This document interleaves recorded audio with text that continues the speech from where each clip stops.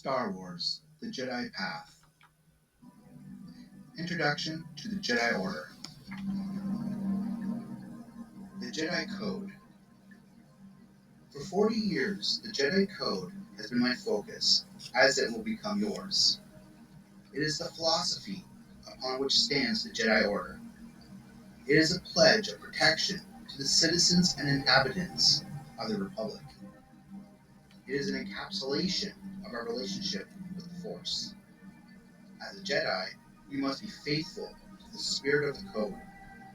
Every day, you must ask yourself, do I understand it? In its classical form, as described by Harmonix Britannica, during the early Mandarin period, the Code consists of 5 core precepts. There is no emotion, there is peace. This principle guides all meditations and interactions with all others. It reaffirms the Jedi ideal to act without recklessness and to view the actions of others through the pure lens of the unifying force. There is no ignorance, there is knowledge. Those who don't understand this basic precept are quick to fear, and fear is path to the dark side. The archives represent the greatest collection of knowledge in the galaxy. There is no passion, there is serenity. A subtle exploration of the first precept, this reminder to act dispassionately in every deliberation extends to personal obsessions and is a reminder not to alleviate the self above the mission. There is no chaos, there is harmony. Those who cannot see the threads uniting all life view existence as a random and without purpose. The Jedi perceive the structure and the will of the many galaxies. There is no death, there is the Force. All things die, but the Force lives on.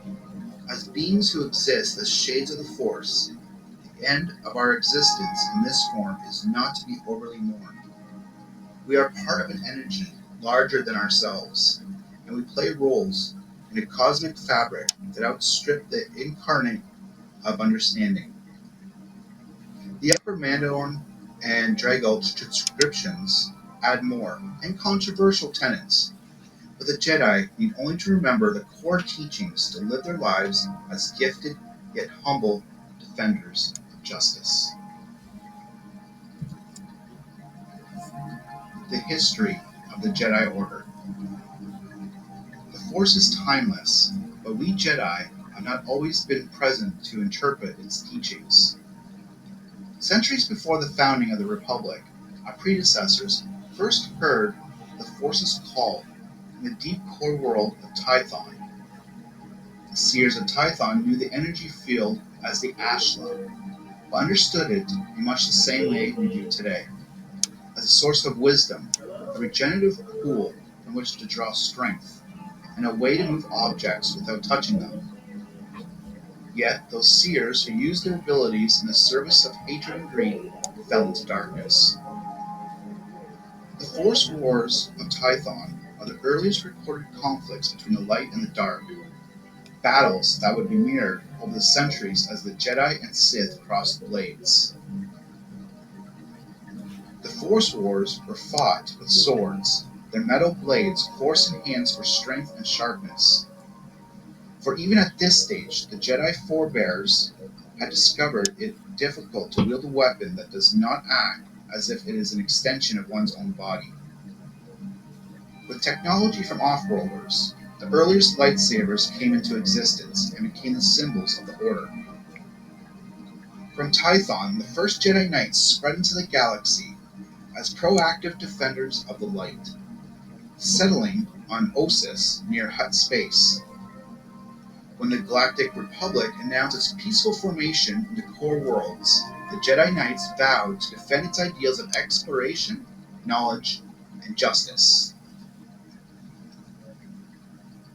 Ossus remained the center of the Order, but during the Great Sith War, the explosion of the Kron supernova scoured the surface of this proud planet. Those few treasures that could be saved found a new home in Coruscant's Jedi Temple. On many occasions, war darkened our doors, including the infamous sacking of Coruscant by the Sith, which left the temple a smoking battleground. Our resilience saw us through. The Order has at last defeated the Sith, following a war that lasted 1,000 years. We now look to guide the Republic into its golden age. Structure of the Jedi Order. Like armies and governments, the Jedi Order follows a hierarchy to aid in the flow of command. Though we are all equals in the Force, the more senior members offer expertise that deserves respect by those who have not yet achieved such a station. Number 1. Jedi Ranks. Jedi Initiate. The youngest members of the Jedi Order. They achieve their rank when they're old enough for individual instruction, which for humanoids can be as young as the age of 2. Training occurs in the Jedi Temple under the guidance of the staff and using the resources in the archives. 2. Jedi Padawan. Initiates who, at the age of adolescence, 12 to 14 standard years or so, are chosen by a knight or master for apprenticeship. Their training largely occurs off-world. 3. Jedi Knight. Padawans who have passed the trials are no longer bound to a master. They are free to travel the galaxy in the service of the Order and to take on their own apprentice. Number 4. Jedi Master. Those who have trained a Padawan to knighthood, or have demonstrated the deepest understanding of the Force in the Jedi Order, and joined the ranks of the Jedi Council. Grand Master is an honorific bestowed on only a few members. The Jedi are more than 10,000 strong. Governance of the Order falls to 4 councils, one for each spire, crowning our temple's corners. The Council of First Knowledge guards our archives and generously distributes its insights to our youngest initiates. The Council of Reconciliation engages in peaceful diplomacy to end conflicts. The Council of Reassignment oversees the Jedi Service Corps, managing the careers of those who do not pass their trials to become Padawans or Knights. The High Council is the final authority on all matters of the Order. It is made up of our bravest champions and wisest minds. Under the guidance of the High Council, the traditions of the Jedi Order will endure for thousands of generations. Jedi Initiate. Joining a clan. This volume is an instructional guide to your life in the Jedi Temple and the service that awaits you when you leave. Heed the wisdom in these pages, but most importantly, pay attention to your teachers. Force instruction is held during morning sessions, history and politics at midday, and physical training in the afternoon. In addition, students must engage in 5 mandatory meditation sessions a day. Younglings is what many will call you, including your instructors. Your youth fills us with hope. Your developing skills fills us with pride. You are the future of the Order, so do not take offense when we point out your age. Take pride in your rank, for you are Jedi Initiates. You do not face your challenges alone. All Jedi Initiates are assigned a family that will surround you from the moment the Sunstone wakes you to the moment you drift to sleep on your mat. For most of you, your clan was selected before you reached the age of 3, or reached your species equivalent in maturity. The Jedi fosterers who watched over you in the infancy foresaw where you would belong. If you are of the Bear Clan, you are brave. No enemy is too fearsome for you to defeat. If you are of the Dragon Clan, you are tenacious. Nothing can make you back away if you do not will it. If you are of the Katarn Clan, you are stealthy. You draw the Force around yourself as a cloak, taking footsteps in silence. If you are of the Bergufta clan, you are loyal. Your heart will lead you forward when the way is dark. If you are of the Squall clan, you are swift. Your tread keeps you many steps ahead of your foes. If you are of the Haloist clan, you hold great insight. Learn well the lessons of the temple's lord keepers, and no secret will remain unlocked to you. These and other temple clans are the roots of the tree that sustain us in an order. Those of you brought to the temple later in your childhood were assigned to a clan upon your arrival. You must never feel an outsider, and any reassigned requests to alternate clans should not be taken only after most serious meditation. These are your colleagues in the Force, closer than any brother or sister. Until you are chosen as a Padawan learner, you will sleep, eat, train, and grow with your clan. Jedi initiates, never forget the bonds you make here. Attire and comportment. Younglings who have grown up within the temple hardly need guidance on what to wear. You've been wearing a uniform since you could stand. The dress of a Jedi initiate is essentially that of a Jedi Padawan, Knight, or Master. Tan or gray tunic, boots, belt. Everything but the robe. The attire is not exactly the same as that worn by your elders, but it will identify you as a Jedi. When you finally step outside these walls to walk the galaxy, the same clothes you consider ordinary will be a symbol. People will approach you looking for wisdom. Others will beg you to fight their enemies, and others will attack you. Your uniform defines you. Wear it well and wear it with pride. When you sleep, fold it and place it at the foot of your mat. When you sweat through it after lightsaber training, wash it. When your boots are scuffed, polish them. Don't ask the droid to polish them yourself. A dirty or wrinkled uniform will get you a reprimand from your instructor. But if that's your only reason for taking care of one of your side possessions, you don't appreciate what you have here in the temple. For those of you who are crystalline or gas-based, or have a body structure that discourages standard clothing, you will wear a sash, at the very least. Take care of it. I'm a recruiter. I brought hundreds of Force sensitives to the temple. Some of these younglings have already begun their first lives and have are accustomed to soft fabrics, righteous colors, and endless choices. All the indulgences of the outsiders who value self over service. For these younglings, it can be hard to make the transition. Always remember that being a Jedi also means looking the part. Your attire is an outward sign of your commitment and a constant reminder of your lifelong calling. The Three Pillars of the Jedi. The three pillars of the Jedi, Force, knowledge, and self-discipline, encompass all we do as Jedi and reinforce the precepts of the Jedi Code. Because the Force is in all things, it is rightfully set as the first pillar. The first pillar, the Force. If you young students know anything, you know this. The Force is an energy field created by all living things. Even the Pally vendor on the Mega Block corner can recite that. It's a droid's definition. We Jedi are blessed with the gift of swimming in the Force in our every moment, breathing it, tasting it, riding its currents to our unique destinies.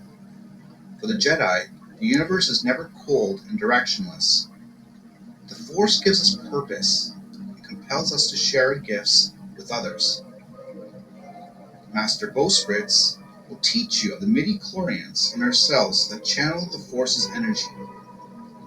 I urge you not to think too much on this necessarily biological symbiosis, but to instead cast your focus wider.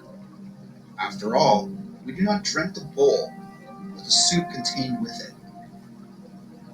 The Force is bigger than all of us, but expresses itself in two aspects. The living Force is raw and close at hand.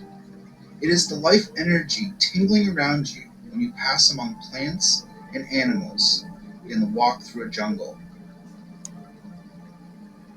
When beings die, you sense the living Force. When many die at once, the loss of their energy may shock you, even knock you out.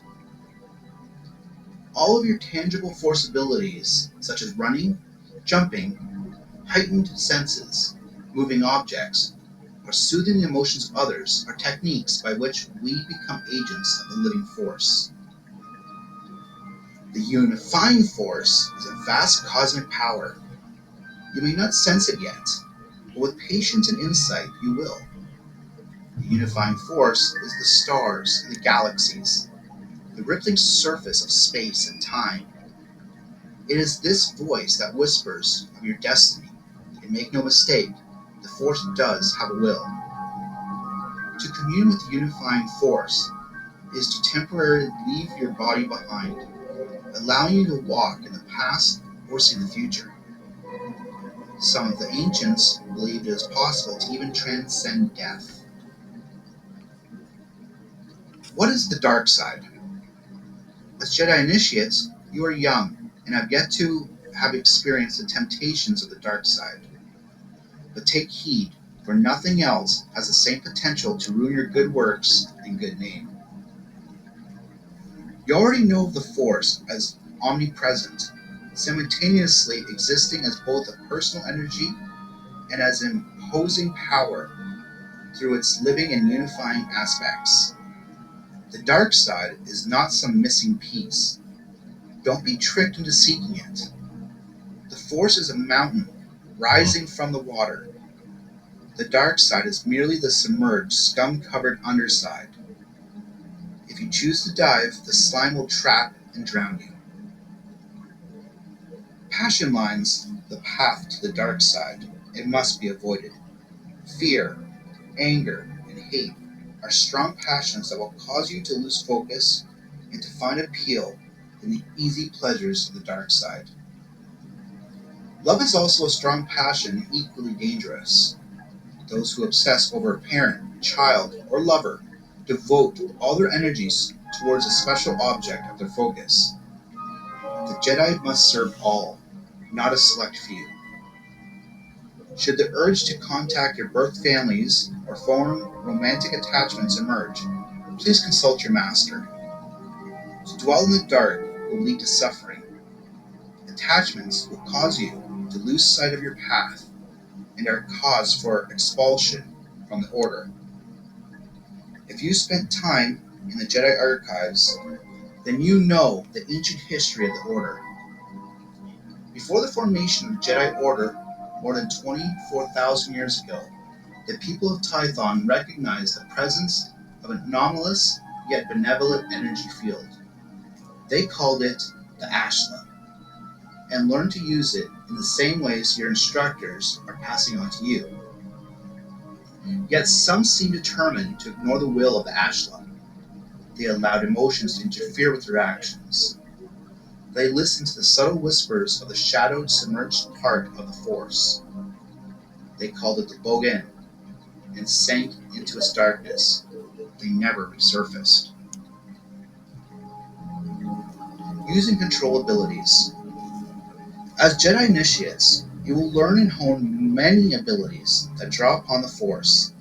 These abilities follow three themes: control, sense, and alter. Control is centered on one's own body and is the focus of training for initiates. If you cannot remain in control of yourself, you will never be able to extend the Force and command your surrounding environment. Sense and alter abilities will be the focus of your training later, when you are more skilled.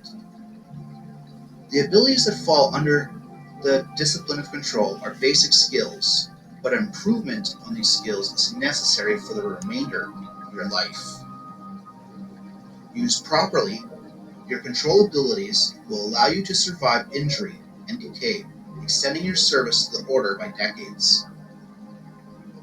Tubiness, or energy absorption, is the ability to channel or diffuse potentially harmful radiation by using the benevolent energy of the Force. It can be as simple as shielding the skin from excessive sunlight, or as advanced as deflecting a blaster bolt with an outstretched palm, something that not even I have mastered. Parete Salva is a family of abilities that emphasizes the healing of self. When you draw on the Force to refresh yourself after Master Bump's combat sessions, you are performing the most basic positions of Karate.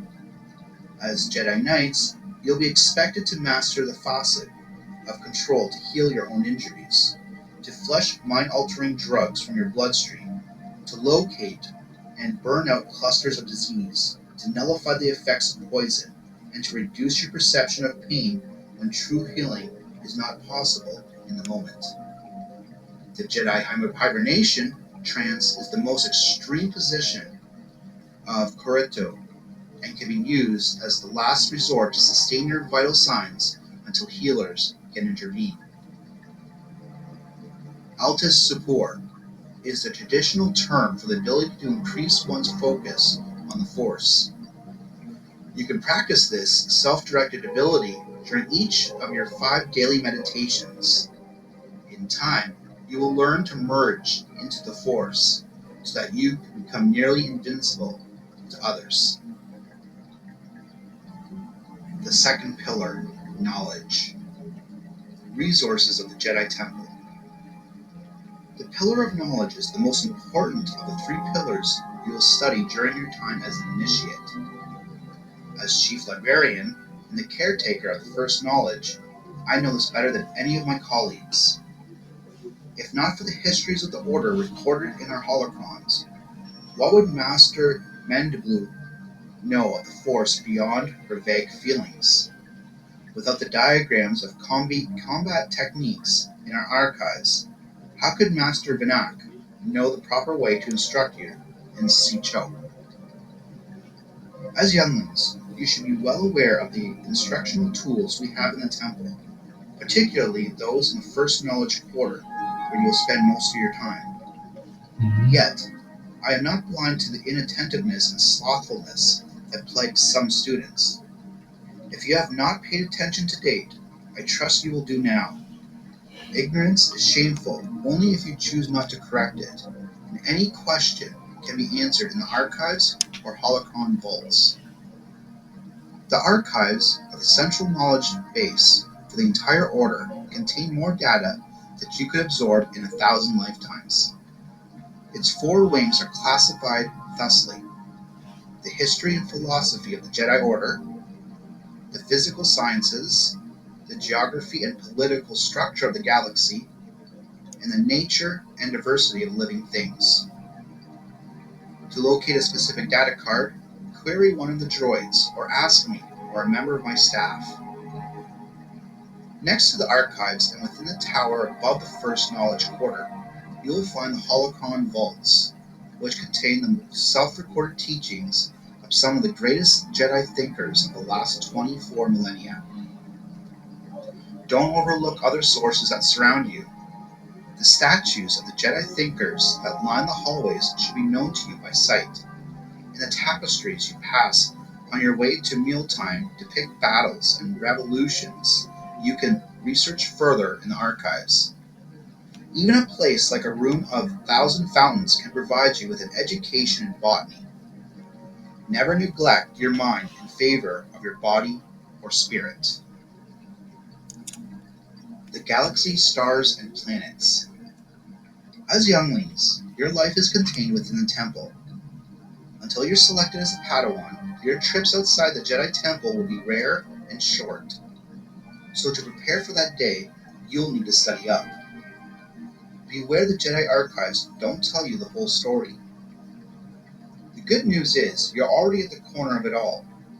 Coruscant is the capital of the Republic and the prime planet of the Core Worlds, located just north of the unwelcoming Deep Core.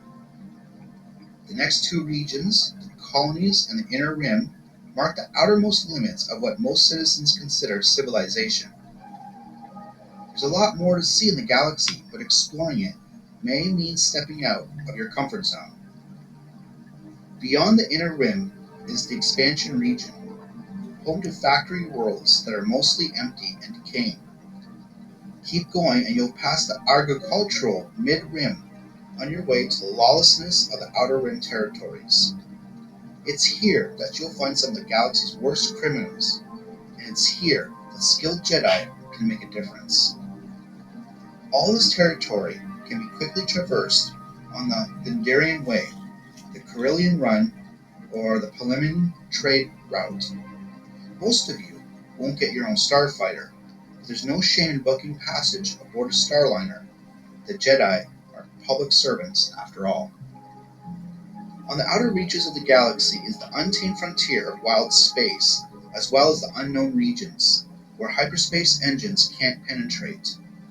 There are many dangers in these sectors, but you must not fear them. As you grow, some of you may find yourselves assigned to a satellite training academy. Coruscant's Temple isn't the only facility for Jedi students, and some initiates and Padawans can learn more under a customized curriculum. Even masters like myself visit these sites from time to time. It's nice to have a friendly port to duck into when you're on the run from Zagarian pirates. The training academies on Camperus, Telos, and Abroski specialize in the data collection and analysis for budding geniuses.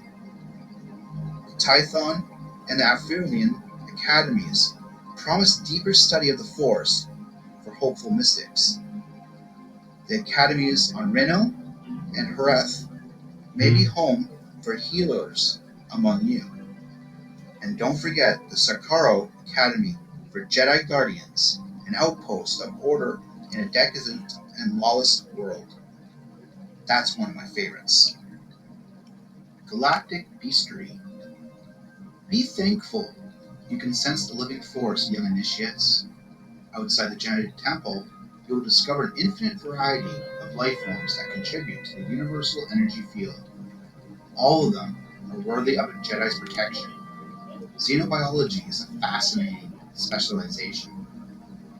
Animals are what most call living creatures, not outwardly capable of speech or mathematics. As a Jedi, you will sense that this distinction isn't so simple. Most beasts do speak, if only among their own kind, and communicating in their tongue is a talent you can master.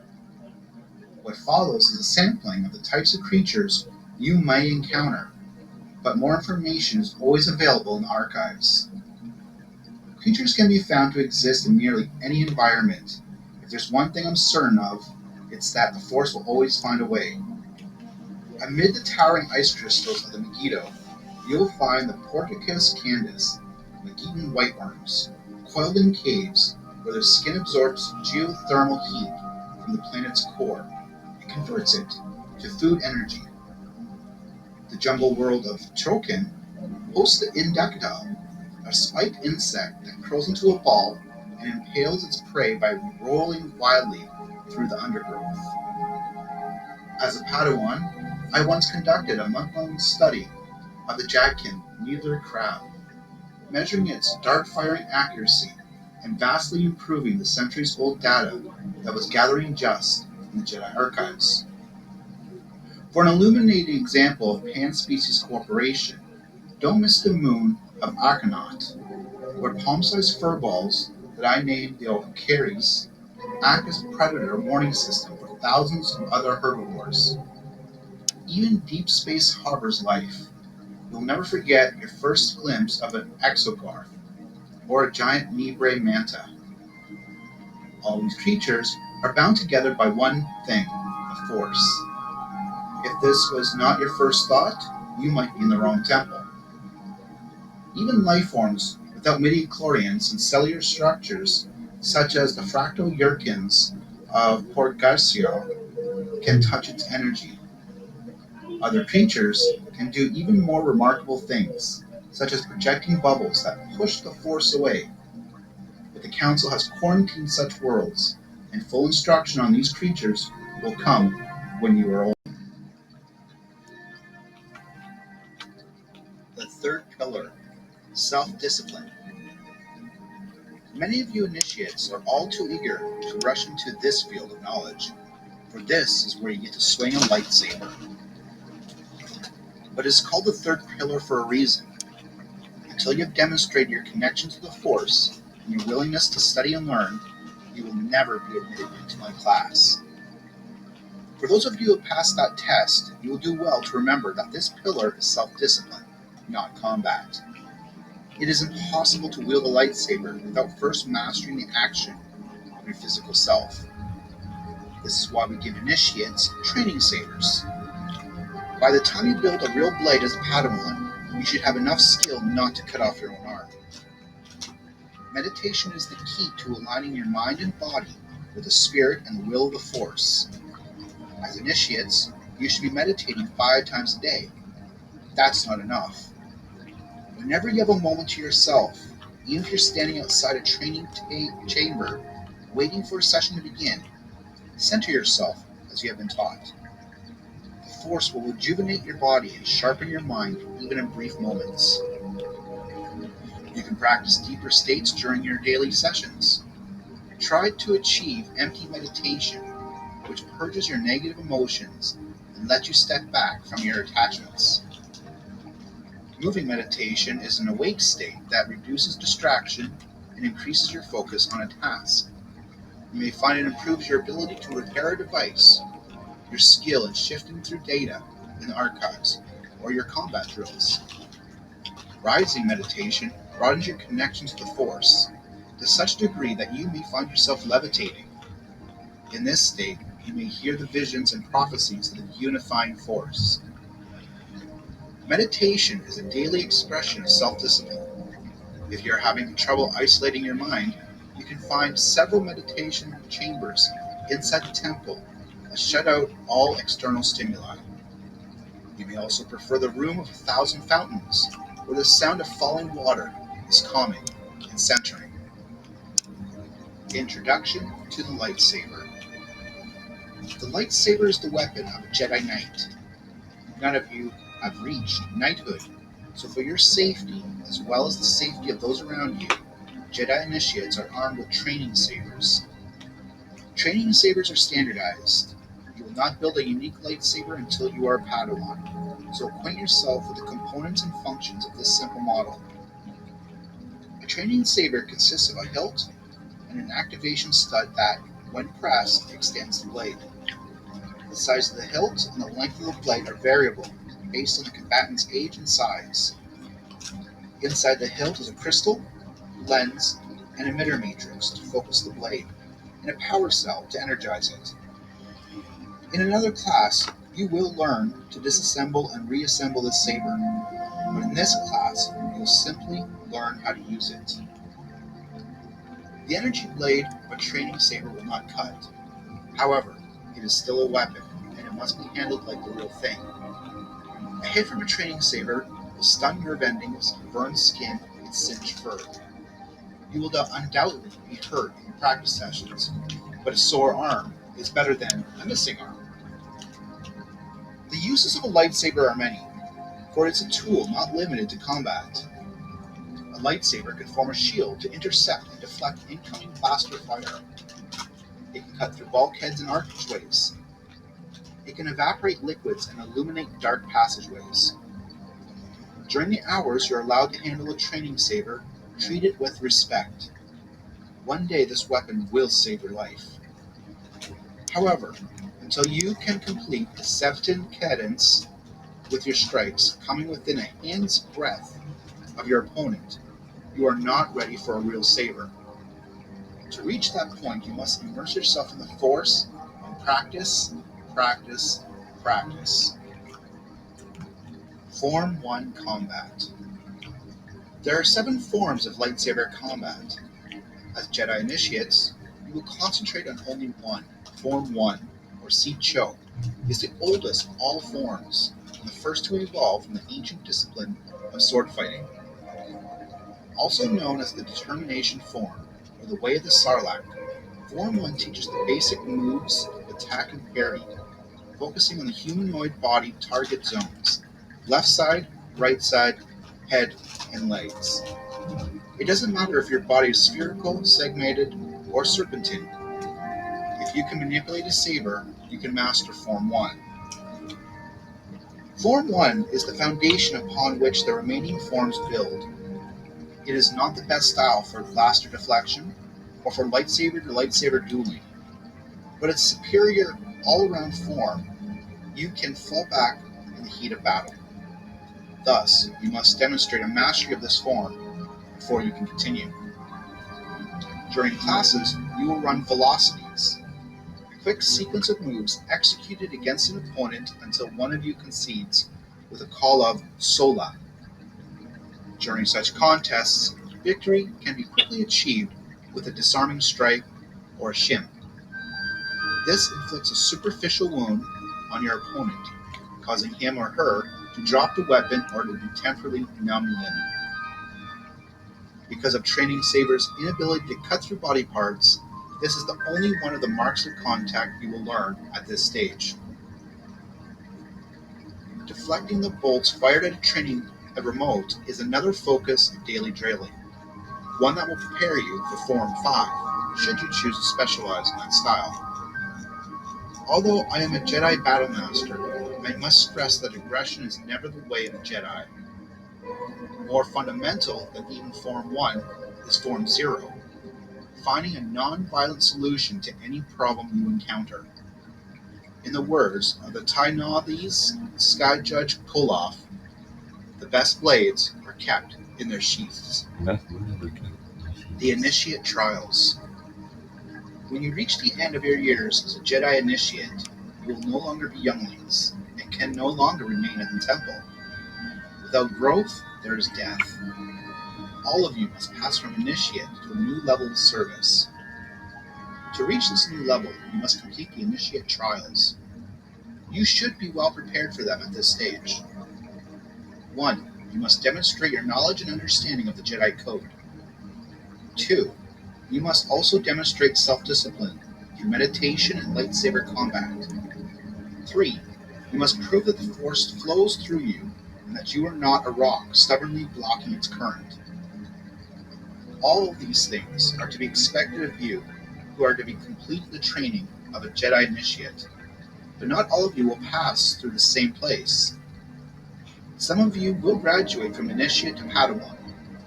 This will see you apprenticed to a Jedi Knight or Master, and it is a necessary step in becoming a Knight or Master yourself. But competency at the Initiate Trials is not enough to earn a Padawan apprenticeship. You must forge a bond with a Knight or Master, and some of you will discover that the Force does not wish you to follow such a path. Meditate on it now, so you'll be prepared should a moment come to pass. We have all pledged to serve the Republic, and the members of the Jedi Service Corps are no less Jedi than those who roam the stars to defend the weak. If you are not taken on as an apprentice Padawan, a position at the Agricultural Corps or the Educational Corps will allow you to continue to follow the principles you have sworn to uphold and serve the Republic as you have vowed. Some of you may not follow either path. Regretfully, the Council may decide the path of a Jedi is not for you. If you arrive at this decision yourself, then it is the Force speaking to you, and you are not meant to follow the Jedi path. Should this be your destiny, remember your training as you build a new life and seek out opportunities to be of benefit to yourself and others. Padawan. Becoming an apprentice. As an initiate, you have learned much in the ways of the Jedi, but worlds of experience remain a mystery to you. As you progress from initiate to Padawan, communal instruction from the temple's teachers is replaced by one-on-one guidance from a master. Not every initiate will become a Padawan, but those who do will follow the call of the Force into a new level of service. When you reach the appropriate age for most humanoids between approximately 12 to 15 standard years and have passed the initiate trials, You are eligible to be selected by a Jedi Knight or Master to become an apprentice. One way in which you can attract the attention of a potential Master is through the Apprentice Tournament. Each year, the temple holds a lightsaber contest for Padawans, which has at times included a free-for-all round, where contestants held underwater or in a zero-G chamber. Although the tournament winner will undoubtedly receive an apprenticeship, the tournament's true purpose is to demonstrate your individual style so that a visiting master might assess your abilities and potential to be a good fit as his or her Padawan. For initiates who aren't gifted in combat, the apprentice tournament may not be the best validation of your skills. Jedi counselors who are looking for new Padawans often forego the tournament in favor of asking the temple staff to point out promising scholars. Thus, if you are hoping for a good recommendation, it is best to keep that in mind when dealing with your instructors. The council is generally not involved in pairing up a master and a Padawan. The Force will act as a guide, expressing itself through this bond, and rarely needs outside help. However, Jedi Seers have at times perceived destinies that require a particular arrangement of players. In those decisions, the will of the Force, and by extension the will of the Council, must be honored. The Council's word is final. What is you going to say about that? Working with your Master. As a Padawan learner, you will venture into the galaxy far beyond Coruscant. Take this opportunity to evolve into the Force and absorb the wisdom of a knight or a master who has long served the Republic. The life of a Padawan is radically different from that of his initiate. Your activities as a youngling were shared and structured, but as a Padawan, you will be executing open-ended missions and will be expected to keep up with Jedis who outmatch you in every way. It is common for new Padawans to be tempted by self-pity or to feel inadequate at the task at hand. These feelings will recede after a few months. After you have established a rapport with your master, you will be able to redirect your focus from yourself to those you were meant to serve. The life of a Jedi is one of service to the citizens of the Republic, and your apprenticeship is designed to prepare you for this life. Outsiders may look at you with confusion, hostility, or awe, but you must focus on your mission. Your guide through all this will be your master. Listen to your master's teaching, even when they seem contrary to what you learned at the temple. You are an apprentice for a reason. If you do not seize every learning opportunity, you will never reach knighthood. Some Padawans will find themselves apprenticed to a master who does not share the same language, species, or even the same basic body configuration. These Padawans are most fortunate. An apprenticeship is for learning and for opportunities to recognize life in all its shapes merely affirm the Jedi's central mission. Whether your master is a mystic, a scholar, or a war-scarred veteran of a fight against a Sith, you must mold yourself into whatever role is needed for the mission. You are a Padawan. You must be prepared to do whatever is asked of you. Padawan attire and conduct. Much of the Jedi's success hinges precariously on the public's perception of the Order. Please don't make my job as a recruiter harder by looking sloppy and slothful. Your braid is the most significant sign of your status as a new Padawan.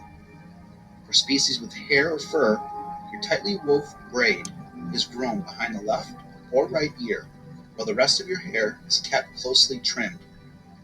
It may also be adorned with beads or weavings. This braid marks you as a Jedi Padawan.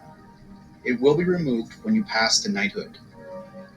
Species that don't grow hair may instead wear a woven braid of canvas or cloth around their wrist, neck, ear, or horn.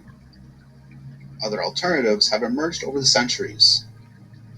Ikot-Sheet Padawans can wear a metal circlet over the tip of their cranial horn.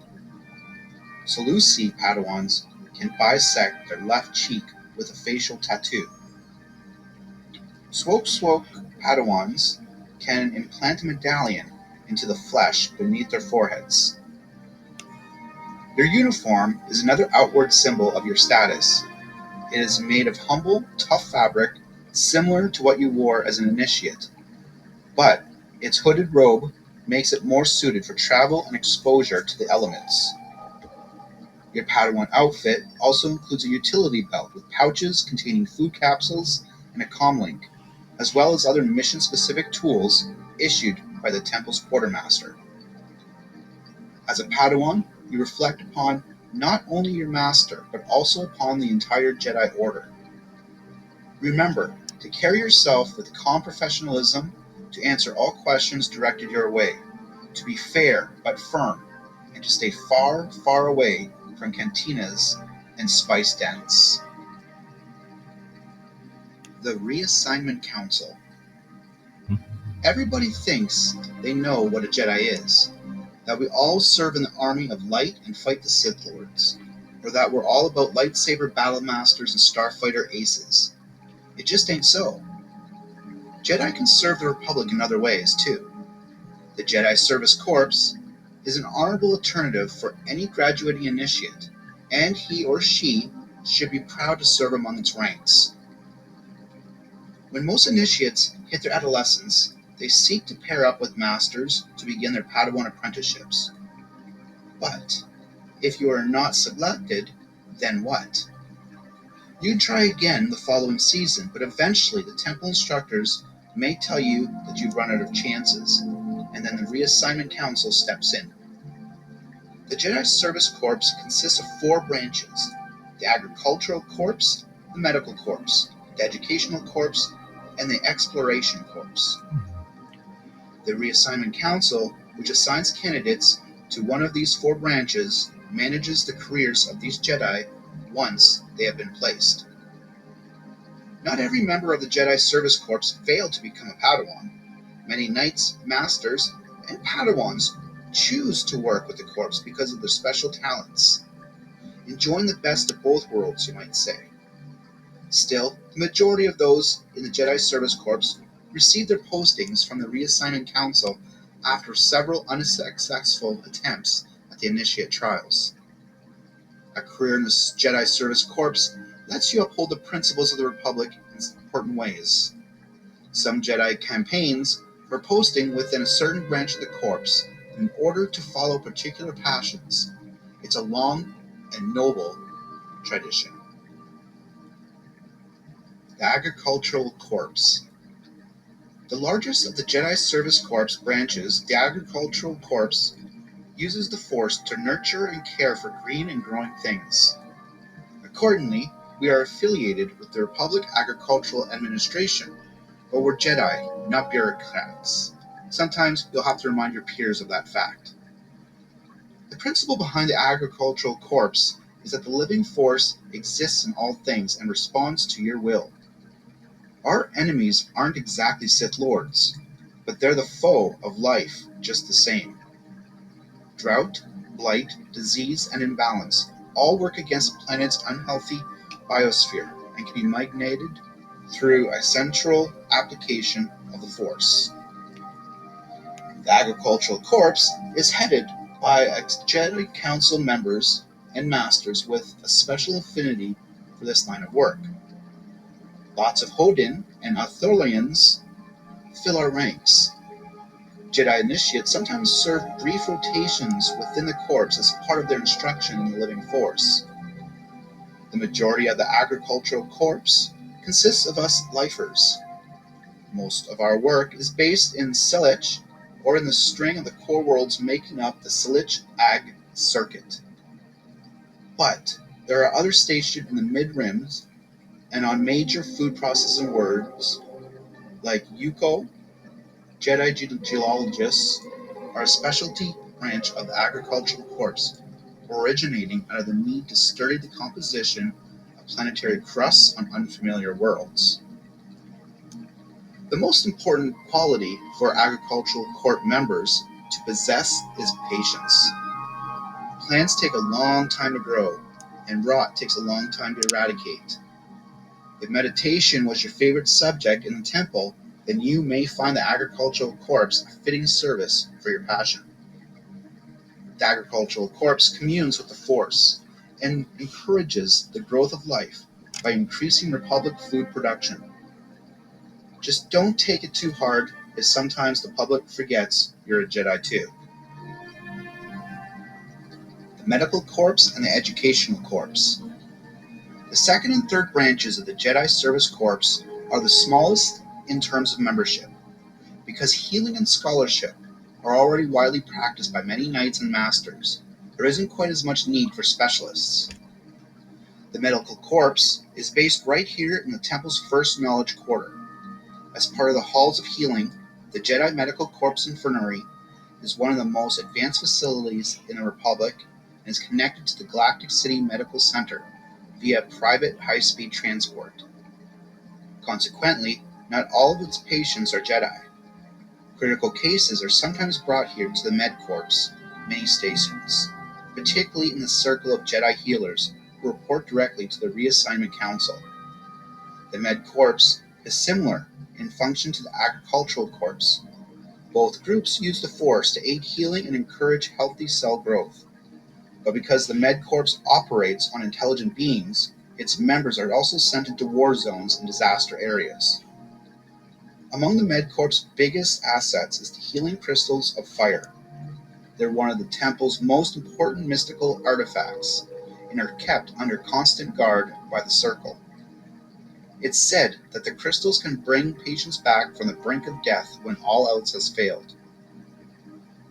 The Education Corps, or Ed Corps, consists of scholars, teachers, and archaeologists. All Jedi are expected to be teachers to some degree, but the EduCorps goes far beyond that. They work under the supervision of the Temple's chief librarian and spend most of their days cataloging and translating. No, these texts don't go left to the droids. Uncovering the layers of information inside a holocron can only be done by a person with the Force. Some of the holocrons, data cards, and scrolls in our collection date from the era of Uasis and Tython, and they are still giving up their secrets after thousands of years of study. The Jedi Order enjoy the fruits of this effort, but too often the core of the Order doesn't realize where it comes from. Within the Jedi Service Corps, a sense of humility is a valuable trait. The Exploration Corps. The final branch of the Jedi Service Corps is the most far-flung. The Exploration Corps considers the whole galaxy its territory, and its members are rarely found in the Jedi Temple, save for the ranking masters who report to the Reassignment Council. Instead, small Explorer Corps outposts can be found in practically every Republic ordnance or regional depots, or ORDs, some of them dating back 10,000 years. These refueling and resupplying outposts are used for staging expeditions into nearby space. The mission of the Explorer Corps is to uncover new planets, artifacts, species, creatures, and hyperroutes, and to assist any innocents they may find in the course of their adventure. At each ORD base, the Exploration Corps team operates a few long-range scout ships, each light on armaments but heavy on sensors and consumables. Members of the Exploration Corps are responsible for making first contact with any species that might join the Republic. It is a huge honor to represent the face of the Galactic Coalition. Not every species is friendly at first, so the Exploration Corps sees the most combat of any of the Jedi Service Corps. It also has the highest proportion of knights and masters serving in its ranks. Some masters specialize in the art of Force navigation, a technique that uses outward-directed meditation to smooth the tangles of hyperspace and penetrate territories believed to be off-limits. The Exploration Corps is slowly chipping away at the expanse of the unknown regions, one system at a time. In addition to managing the ORD bases, the Exploration Corps operates a number of Praxian ships. Initiates who move on to a career in the Exploration Corps will sooner or later find themselves aboard one of these mobile training academies, where they can continue with their education while helping out with long-term space missions. The Exploration Corps is affiliated with both the Republic Survey Corps and the Intergalactic Zoology Society. The Academy of the Jedi Archaeology is also affiliated with the Exploration Corps, whose members uncover relics and inscriptions that are then turned over to the Educational Corps for translation. Lightsabers, their construction and use. The act of constructing a lightsaber forever marks Padawans as members of the Jedi Order. The construction of a lightsaber is more than an act of loyalty to the organization that stood for 1,000 generations.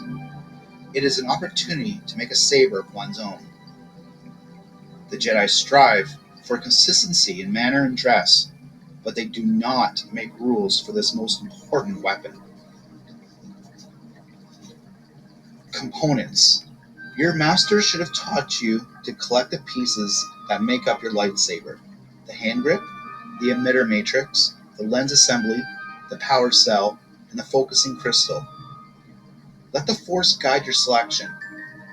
Should a handle carved with real wood or an unusually colored lens seem to speak to you, listen to that voice. Vision Quest. Unless your circumstances are unusual or desperate, you'll make your first saber in the crystal caves of Ilum. This Jedi planet is the source of crystals that emit bright green and brilliant blue plasma blades. Meditation will help you select the appropriate crystal. You must memorize this mantra. The crystal is the heart of the blade. The heart is the crystal of the Jedi. The Jedi is the crystal of the Force. The Force is the blade of the heart. All are intertwined. The crystal, the blade, the Jedi. We are one. During meditation, you may experience flashes of your future or insights into the structure of the universe. Achievement. The final step requires absolute concentration and is the reason behind the forced focus of isolation on Ilum. The pieces of the lightsaber hilt must be fused together on a molecular level. This is done through precise application of the Force. Fail to align them properly, and the saber may explode upon activation. More painful than the loss of your hand will be the sting of your failure. Lightsaber variants. It is rare for Padawans to construct non-standard lightsabers during their visionary experiences on Ilum. Often, a variant design doesn't emerge until much later, after years of experience spent analyzing one's own fighting style and evaluating deficiencies caused by that first effort. The curved hilt lightsaber is perhaps the least radical of all variants.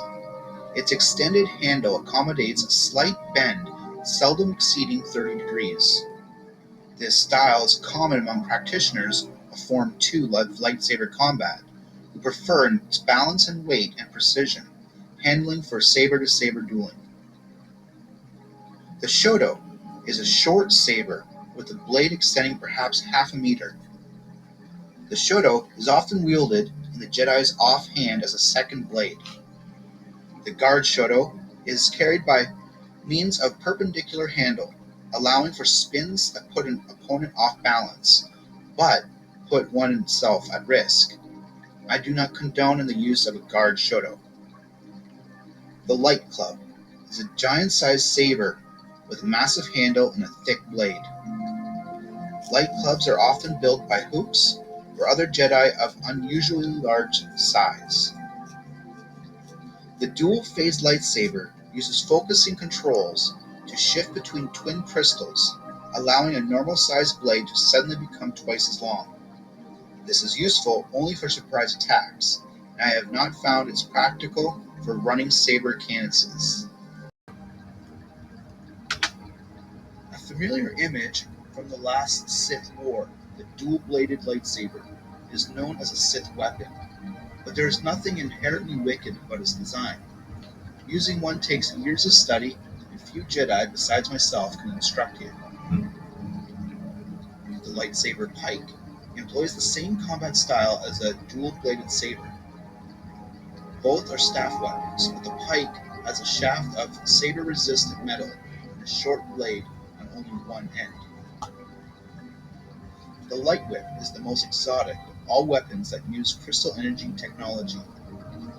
Instead of having a rigid blade, the light whip's energy tendrils is flexible and can be wielded to entangle or cut.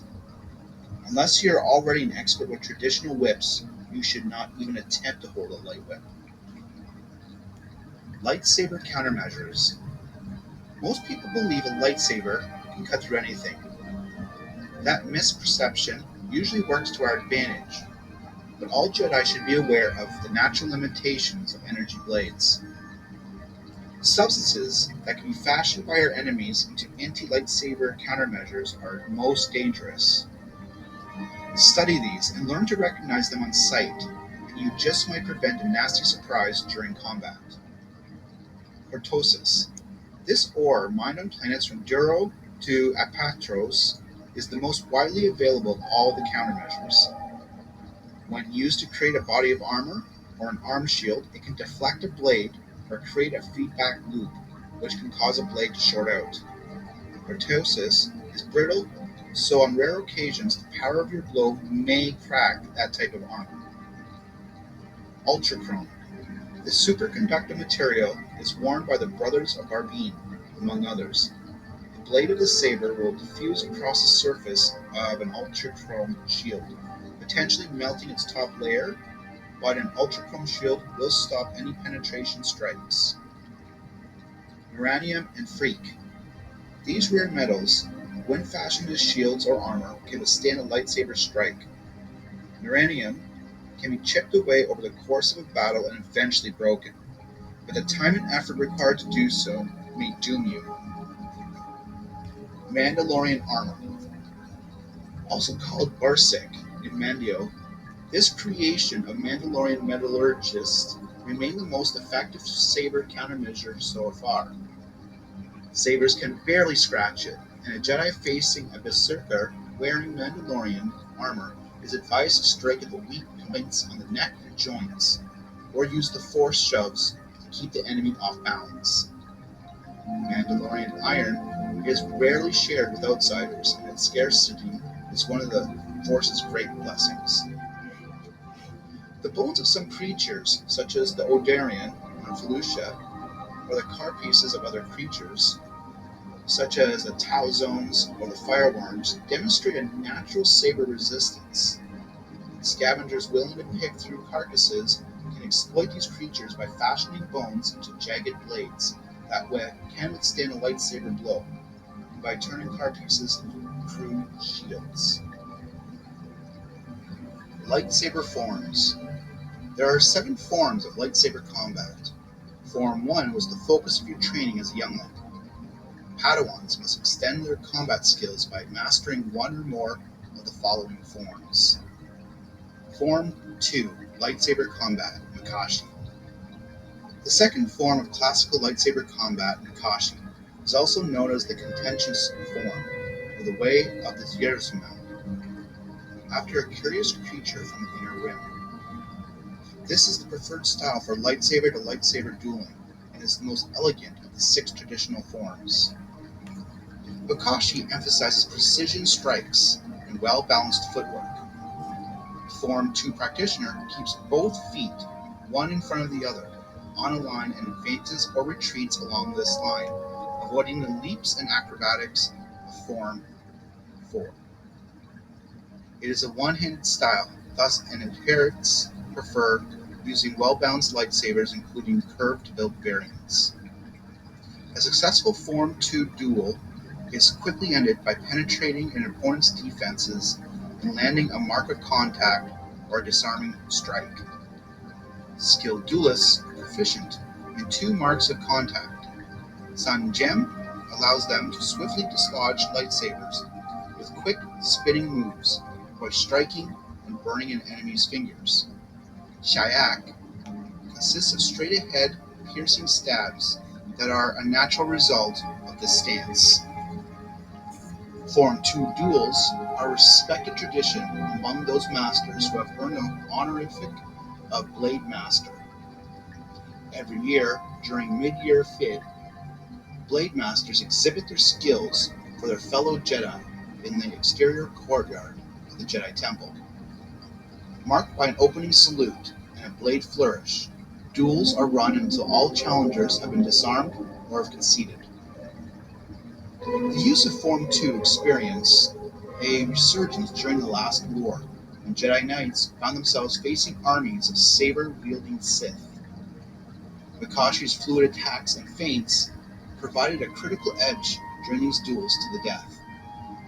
Fewer Padawans had elected to study Form 2 in the years following the defeat of the Sith at Roshan, because the odds of encountering a lightsaber-wielding enemy is now close to zero. However, I consider Form 2 the most disciplined of all forms, and I still encourage its study. Form 3, Lightsaber Combat, Surisu. The third form, Surisu, also known as the Resilience Form, or the Way of the Minot, is the ultimate expression of defense, and its masters are said to be impervious to all forms of attack. Those who wish to study Form 3 are advised to practice their meditation, for Surisu is the most inward-directed of all forms. You are to be the calm eye of the storm as your enemy rages around you. Form 3 is the ideal lightsaber style for intercepting blaster fire. It is common among Explorer Corps members and other Jedi who spend time on the Rim. A lone Jedi can withstand an ambush of 20 blaster-wielding thugs by dropping into moving meditation. By using this enlightened state, Jedi can perceive the positions of each enemy and the moves necessary to intercept every bolt. Because this technique, the Circle of Shelter, is a precognitive state, prolonged use of it may open up a Jedi's mind to long-term visions. Therefore, when a Jedi is faced with a blaster-carrying brute, a deflecting slash is advised. This technique catches a single bolt and swats it aside, giving the Jedi an opportunity to advance before the attacker can get off a second shot. Bolts can be turned back on the same vector from which it came, but this precision move is more commonly used under Form 5. When using Form 3 to fight another saber-wielding enemy, Jedi should pull all moves close to the body and seldom make sweeps or lunges. This creates a strong defensive cocoon that makes it difficult for an enemy to land more than a glancing blow, but it means that a Form 3 master is unable to mount a counter-attack. Yet the minimalist defense preserves the Jedi's energy reserves while simultaneously tiring an opponent, and an exhausted enemy will eventually slip up, allowing a Form 3 master to score a victory. Form 4, Lightsaber Combat, Ataru. Ataru is the fourth form taught at the temple. It is also known as the Aggression Form, or the Way of the Hawkbat. Fittingly, its kinetic moves require its practitioner to stay almost constantly on the offense. I discourage its study among Padawans, whose youthful energy too often translates into sloppy executions of the Form 4 cadences. To an outsider, Form 4 appears to be a blur of lunges and leaps. Its acrobatic style is best practiced by Jedi who possess talents for enhancing their speed and stamina through the Force. Even so, Form 4 is exhausting and is best employed in short but devastating bursts. Thus, if you cannot find a way to penetrate your opponent's defenses after repeated efforts, it is best to withdraw from a fight you are unlikely to win. The moves of Ataru are numerous, and the style is more disciplined than its Wild Rush would indicate. Many moves are related to the falling leaf technique, which came into favor during the most recent war against the Sith. These include the Hawkbat Swoop, and the surprise strike and quick withdrawal before the enemy has a chance to react. The Saber Swarm aims multiple short stabs at enemies to force them into a defensive posture. To accomplish any of these moves, a Form 4 practitioner must have mastered the footwork of Suma. Unlike other, more rooted forms, a Taru requires Jedi to use all axes of motion within three-dimensional space. Jung Suma as a rapid spin, Tong Suma a somersault, and In Suma a cartwheel. A skilled Jedi uses all three moves in conjunction with the Force to leap higher and jab faster than opponents can react, as well as to keep tired muscles energized until the end of battle. Form 4 is best used against a single opponent. Against multiple foes, a Jedi will need to adopt at least the pretense of defense, at which point a shift in Form 6 is advisable unless you are a true Taru master. Form 5 Lightsaber Combat Shin Gemso. The fifth of the traditional forms is known as the Perseverance form, or the Way of the Krayt Dragon. Its two aspects, Shin and Gemso, can be equally mastered by a Form 5 practitioner, but most Jedi express a preference for one or the other in the same way that most of us have a dominant hand with which we prefer to hold a saber. Form 5 is the most physically demanding of all combat styles. While Form 4 requires speed and agility, Form 5 requires strength. Jedi without the natural ability to overpower their opponents should study another form. Conversely, Jedi of towering stature and imposing muscular may choose to focus on Form 5, particularly because it requires less agility than other forms. The form came into existence through the efforts of Jedi Masters who believed that Form 3 Surisu did not allow sufficient opportunities for counterattacks. From this idea, they developed Shin, a style that deflected blaster fire but redirected the bolts back along the chosen vectors to take out attackers and other targets of opportunity. The Shin, barrier of blades technique, creates a tunnel of lightsaber energy to ricochet enemy fire in every direction for maximum damage. Gemso follows the same philosophy of turning an enemy's attack back on him or her, but it is optimized for lightsaber to lightsaber combat. Its signature move is the Fluid Respo, which deflects a forceful enemy's attack and immediately counterattacks. The emphasis of Gemso remains strength, with violent blows, such as the falling avalanche or overhand blow to shatter armor that can penetrate any defense. Due to its resilience to dominating one's opponent, Form 5 has at times been considered an inappropriate discipline for Jedi. But those who could balance its intimidating aspects with the compassionate application of the Force may succeed in besting even their battle masters. Form 6 Lightsaber Combat Naman. Naman, also called the Moderation Form, the Way of the Rancor, is the sixth traditional lightsaber form. In everyday parlance, it is known as the Diplomat's Form, or it is the style preferred by the Jedi Consulars who do not chosen to make a career out of combat. Form 6 is the most balanced of all styles. It is not as precise as Form 2, as defensive as Form 3, as kinetic as Form 4, nor as dominating as Form 5. The Form 6 draws from all styles to create a hybrid form marked for its practicality.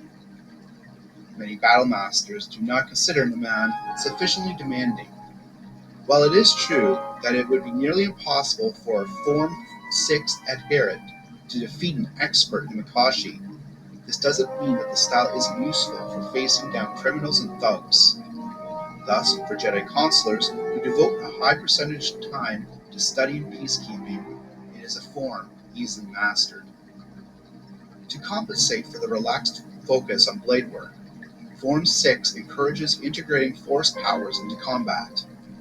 Two notable moves include Draw Closer, in which a Jedi telekinetically pulls an enemy within range of a saber sweep, and the pushing slash, in which a Jedi force blasts an enemy away after inflicting a cut. Proper management of these tools allow a Form 6 master to take control of a group of enemies and eliminate them one by one. Yaman is also the combat style associated with the use of twin blades. The art of wielding a sword in each hand is broadly known as Jarkai, after the Yashvisan swordsman. Form 6 acts as a foundation for this challenging practice. Those who wish to incorporate a second blade may wish to use a lightsaber shoto in their offhand, or a shorter blade allows for greater range of motion. Jedi who have multiple limbs, such as the Prakpilin Master Skywelly, who carried 6 sabers, are a wonder to behold in the extant recordings in the Jedi holocrons. Marks of contact. Lightsaber combat ends when an opponent is disabled, dead, or forced to surrender. Such results are achieved through the marks of contact. The marks of contact should be applied with intent and with the objective of preserving life unless circumstances force you to deliver a killing blow. Shim. One of the first 2 fundamental marks is a blow delivered with the edge of the blade. It usually inflicts superficial wounds, but if you have any opening in battle, you should be quick to seize it. Shayak. The second fundamental mark pierces an opponent with the blade's point. Preferred for its precision, it is a mark that indicates you are in control of the blade and the Force is in control of you. Sun Gem. As you read under Form 2, you can disarm an opponent by destroying his weapon or forcing him to drop it. Chow Mei is more direct. It severs the weapon hand entirely, leaving your opponent alive but unable to continue the fight, and is thus a merciful conclusion to battle. Cho Sun removes the entire weapon arm at a point above the elbow on most humanoids. Not as precise as Cho Mei, it will nevertheless end the battle quickly. Cho Mok severs a different limb, such as a leg. Maiming of this nature should only be done if an opening exists and you do not think you could win otherwise in the fight. Moke is a forbidden variant, literally meaning to dismember. It involves the act of cutting through several limbs at once. You should never need to use Moke against a living being, given the many alternatives. Sai Chat is the act of cutting an enemy's head from his shoulders. It is never the intention of a Jedi to extinguish a fellow life, for even the worst of us exists as a luminous being in the warmth of the Force. But when required, a lightsaber can also kill. If a Shayak thrust through the heart cannot be done, this is the preferred method for fatality. Side Talk slices an entire body into 2 halves. This act is rightly considered barbaric and evidence of this furious emotion of the dark side. Unless you're fighting a droid, no student of mine should ever use side talk. Sense abilities. As initiates, you work to master your body's reactions and to enhance your limitations through your instruction and control. As Padawans, you'll spend far more time developing the discipline of sense and the Force abilities that emanate from it. Sense is a natural broadening of the principles of control. As you extend your reach beyond yourself to your environment, be prepared to gain a deeper cosmic awareness as the living Force reveals itself to you. Some of you have been training in these exercises for years, but as Padawans, you should experience a breakthrough moment when everything becomes as natural as using your eyes to see or your ears to hear. Life detection is the most basic of the sensibilities. It is known in the traditional High Galactic as prima vita. Through this ability, you can feel the presence of living things and track their positions at long range. You may even discover that life signatures have unique flavors. with colleagues and friendly locals giving up a warm, reassuring glow that is instantly distinguishable from the anger of an enemy. The bond you share with your master is the most important expression of prima vita and provides a conceptual proof for how far your abilities might take you. Some Padawans can feel the presence of their masters from light years away. The living force is what provides the link between all living things. Perceiving the totality of these strands is the object of tactus otum, or sense force. To practice or hone this ability, do not focus on a single signature. Relax your perceptions so that all around you becomes a blur. The force will reveal itself in time, letting you see its area's force signature, and revealing whether it is healthy or sickly, beneficial or malevolent. Some places are strong in the dark side. This sense will provide you a bit of a warning before you approach such a site. Practicing sensibilities. Magnifying the senses is an obvious application of the Force, but one that many Padawans struggle to apply. Because the Force often supplies its own unique perspective, it can feel counterintuitive to use it for enhancing the same senses we use every day. Padawans who need help in this area are advised to practice Force-boosted hearing while meditating, with all other senses closed down. Program a training remote to travel away from you at 1 meter per minute. After listening to the quiet hum of its repulsor lift for a time, you may be shocked to discover that it has already left your chamber and is halfway through the temple. Through the same technique, you can gain improved eyesight that exceeds the range of macro binoculars. If you are a species that relies on scent, taste, air pressure, or electromagnetism, you can adapt this exercise to achieve similar successes. Post-cognition, or Tau Vordrex, is one of the few sensibilities that draws upon the unifying force. You are still extending your perceptions, but in this case, you are doing it within the flow of time itself. The psychometry technique involves handling an object to get a force reading of the beings who handled it last. This can also apply to a general area, to see what transpired in a particular room, for example, but works best for recent or violent events. This is not the same thing as force-enhanced memory recall, because the Jedi need not ever have been present for post-cognition. You are drawing on the Force's memory of the event, not your own. Projective telepathy combines your perceptual abilities of sense with the more direct discipline of alter, allowing you to actually put your voice in the mind of another. Even some members of council cannot achieve this, so don't be discouraged. It is far easier to give a fellow Jedi a general warning sense than to convey a detailed message including the number of attackers and the weapons each is carrying. On the other hand, if you're a Hortek, Drathos, or a member of a telepathic species, take pride in your natural gift. Field equipment and mission responsibility. As a Padawan, one of the hardest things to get used to is the amount of travel you'll need to tackle. Coruscant isn't your home anymore. You can find yourself on any planet in the galaxy, dealing with snow, sand, methane, or magma. The only advice I can give you is to be prepared. Before you and your master leave on any mission, you'll probably need to visit the quartermaster. In the quartermaster's office, you can receive a supply of mission-specific gear to outfit you for whatever task has been assigned to you by the council. The most important thing to do on a mission is to follow the lead of your master. You are a Padawan, and you are still learning, but that doesn't mean that you should not be ready. It's important to know your surroundings and your equipment. You should learn the strengths and weaknesses of your standard field equipment package.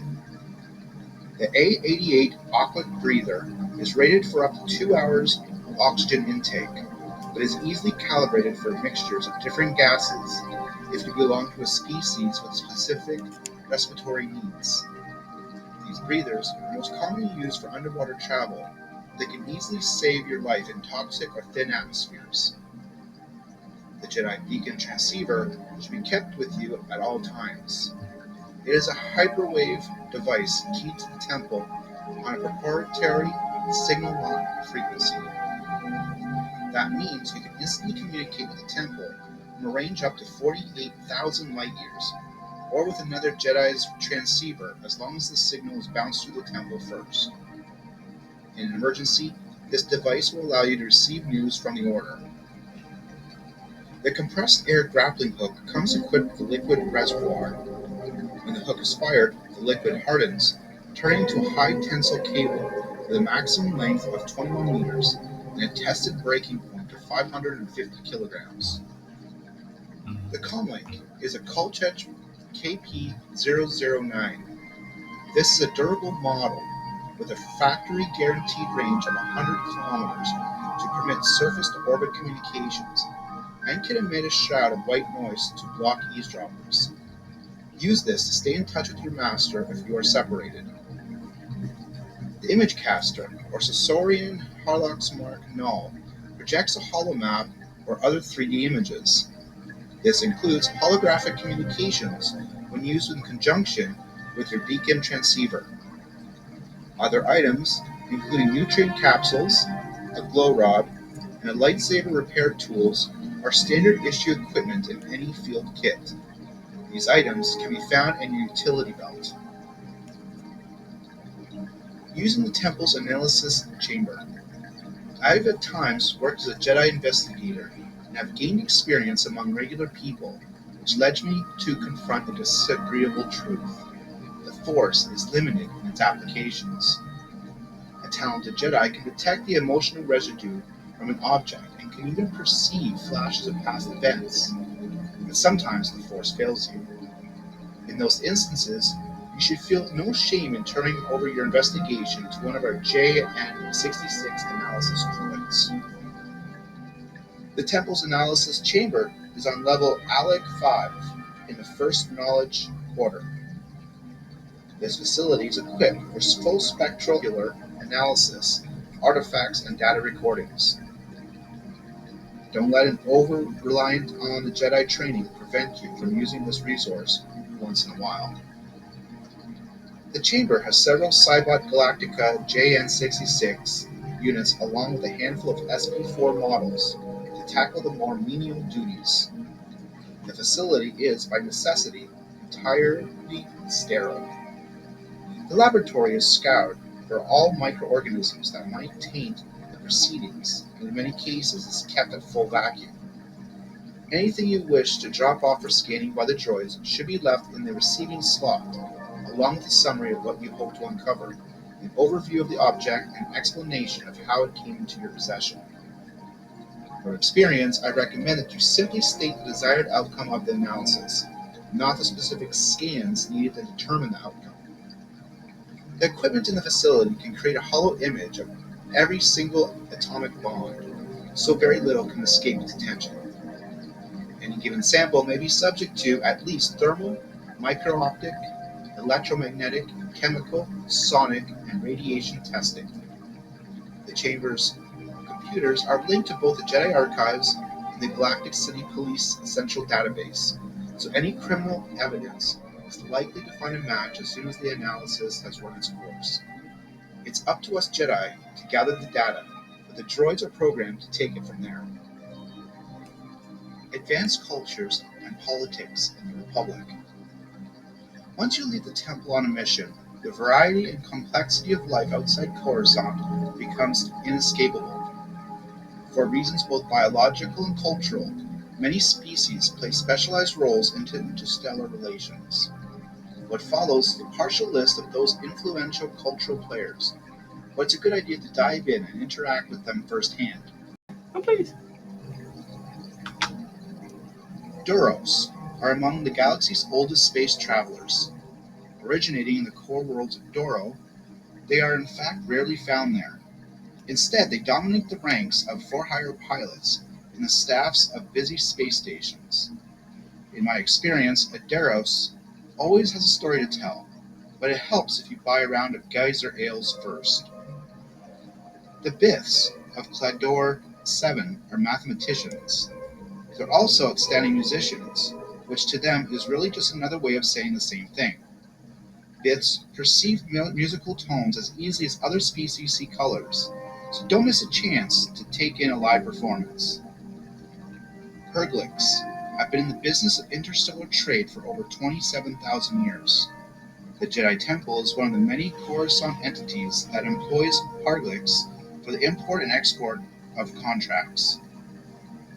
Humans dominate much of the politics here in Coruscant, but Corellians are a unique and memorable human breed. Brave, cocky, and charismatic, they consider themselves better pilots than any Duros could ever hope to be. Hire a Sulstan when you need a navigator or a guide. Because the species evolved inside the volcanic warrens of Sullust, it is nearly impossible for a Sulstan to get lost. Hutts, of course, rule Hutt space, the galaxy's largest political power other than the Republic now that the war with the Sith is over. Hutts are brilliant strategists who often think 5 moves ahead, so don't underestimate them. Bothans are in charge of Bothan space, a small enclave centered in Balwathwi in the Mid-Rim.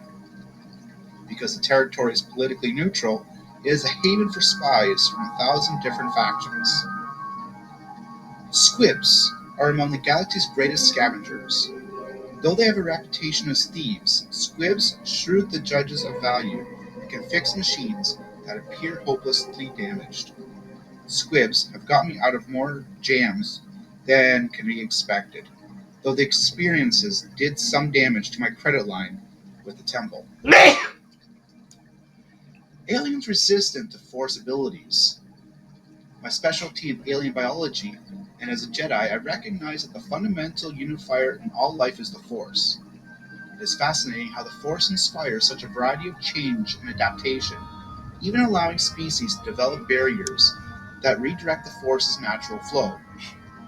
Because such evolutions can be found among recognized sentient species, you should be able to identify these species on sight if you use your Jedi abilities to the fullest. Hutts. You and your master will probably run into a Hutt's thug long before you meet an actual Hutt, but don't use mind tricks if you're brought before their boss. Hutts are notoriously difficult to influence or read through the Force. Their elusiveness has been a struggle for Jedi since our forebears left Tython. Toydarians. These fascinating beings have lighter than air gases in their bellies that enable flight in standard or less than standard gravities. But remember that Toydarians are resistant to mind tricks, illusions, and telepathic suggestion. They are well aware of this fact and boast that they can easily outsmart a Jedi. Do not haggle with a Toydarian vendor. Dashade. This species nearly vanished after the supernova destruction of their home world, but a few survivors remain, including Snar Extract, who works with Master Vanek as her sparring partner. Dashat have resistant to all direct applications of the Force, including telekinetic shoves and pulls, and cannot be sensed by a Jedi even when standing at arm's length. It is a tragedy that the Sith recruited so many Dashade as assassins during the last war and reduced their numbers even further. Yin Kori, these reptilians are immune to mental manipulation and cannot have their internal balance disrupted by advanced Force manipulation. Their warriors also wear Cartosis armor, so don't pick a fight. Bernah. Look, most rock-based creatures, this species from the moon Indubok can be particularly inconceivable since their microscopic structure is so different from midichlorian-infused organic cells. All Bernah share a communal mind and are resistant to every direct Force application. Shadu. This species are shapeshifters. Don't underestimate them. Due to their fluid structures, getting a fix on a shapeshifter in the Force can feel like grabbing a fleek eel. The Shadu and the liquid metal Praxul are among the most dynamic species I've ever encountered in my research. Force-wielding animals. Why shouldn't animals use the Force? That was my thought when I first heard of the phenomenon as an initiate, before I started down the path that ultimately gave me the horrific of the Beastmaster. Since that time, I've seen plenty of evidence that the Force can be an advantage, just like spines or antlers. Central to any discussions are the Vornik and the Yaller of a classified world. Their abilities cause the Council to quarantine the entire system. Vorskers are quadrupedal predators that can sense the Force and can use that sense to home in on their prey. So because Jedi are strong in the Force, they appear as the biggest and tastiest meal a Vorkus has ever encountered. Beware the enemy that utilizes this ability to hunt Jedi. Though Vorkers are organic Jedi detectors, their Force abilities are negligible compared to those of the Simari, airborne lizards that create bubbles or voids in the Force that hide their energy from predators like Vorsters. Enough Simlami clustered together can generate a large void to disable an army of Jedi from using the Force. Equally dangerous are the Tauzin, annelids that size of hover trains, found in the moons of Vart.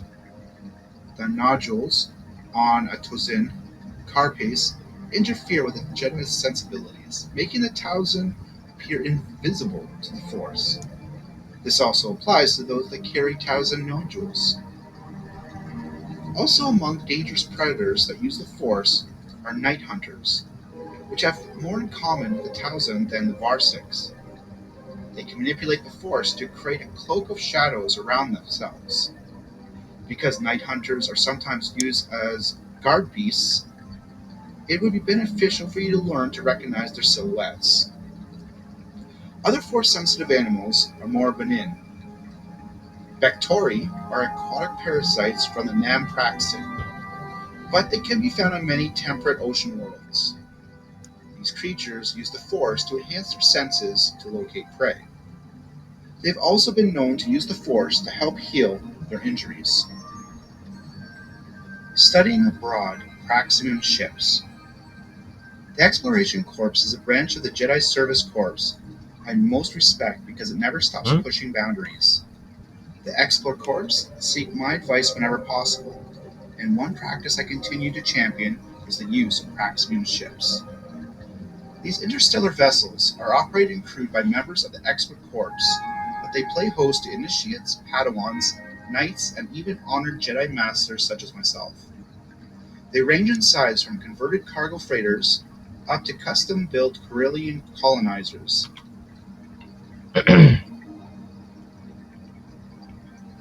Act dogs are normally seen as Jedi pets or companions. I first encountered these animals on Ord Canfree's Explorer Corps outpost, but didn't think there was anything unusual about the bond they shared with their trainers. I soon discovered, however, that act dogs will form a force bond with any handler, Jedi or not, through an empathic link heightened by a degree of rudimentary telepathy. Jackobeast, or my favorite example of a forced adaptation. These Arctic herd animals can use their horns to generate a telekinetic pulse. A herd of them can create a wave strong enough to flatten forest. These animals are but a few of the known creatures with the ability to use the Force. As you travel outside the temple, keep your mind and your eyes open and never underestimate your fellow creatures in the Force.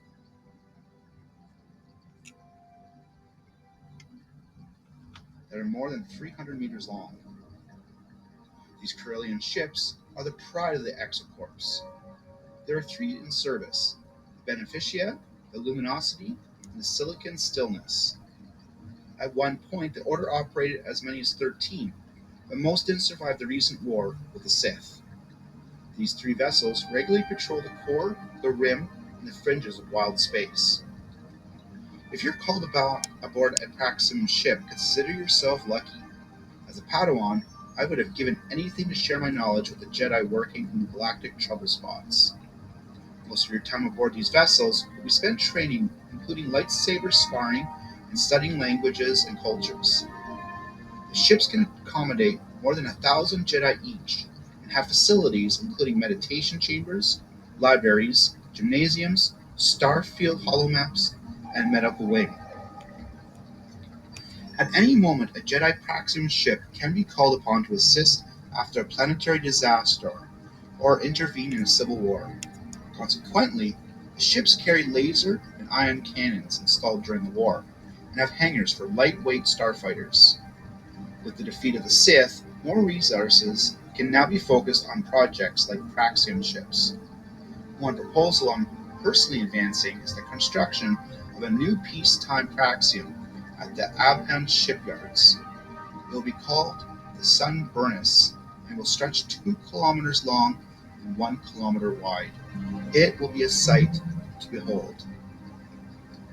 The Jedi Trials. Your apprenticeship is a temporary thing. At some point, you'll have learned all you can from your master, and one-on-one study will no longer benefit either of you. When that day comes, you must be prepared for the Jedi Trials. The Trials of Knighthood date back to the birth of the Order on Tython, during the pre-Republic era. For thousands of years, they had no fixed structure and instead centered on the assessment of individual masters regarding the fitness of their students. While the Council encourages a strong bond between Master and Padawan, the flaws in this arrangement will clear. Masters can develop inflated opinions of their students due to shared experiences, or conversely, can become their students' worst critics in an effort to improve them. Neutral, dispassionate judgment and objective standards provide more verifiable benchmarks from which to judge the skill of a Padawan. The current battery of Jedi trials, instated after the relaxed standards of the last war, consists of 5 challenges. The trial of skill demonstrates a Jedi's competence with the lightsaber and the Force principles of control. The trial of courage establishes a Jedi's skill and fortitude in the face of danger and overwhelming odds. The trial of spirit tests a Jedi's ability to vanquish inner battles and emerge unscathed. The trial of flesh demonstrates a Jedi's capacity to overcome great pain. The trial of insight reveals a Jedi's aptitude for distinguishing reality from illusion through deception challenges. Your examination will take place in the Jedi Trials Chamber unless the Council has made other arrangements. Trial of Skill. Don't be fooled into thinking of the Trial of Skill as a physical challenge.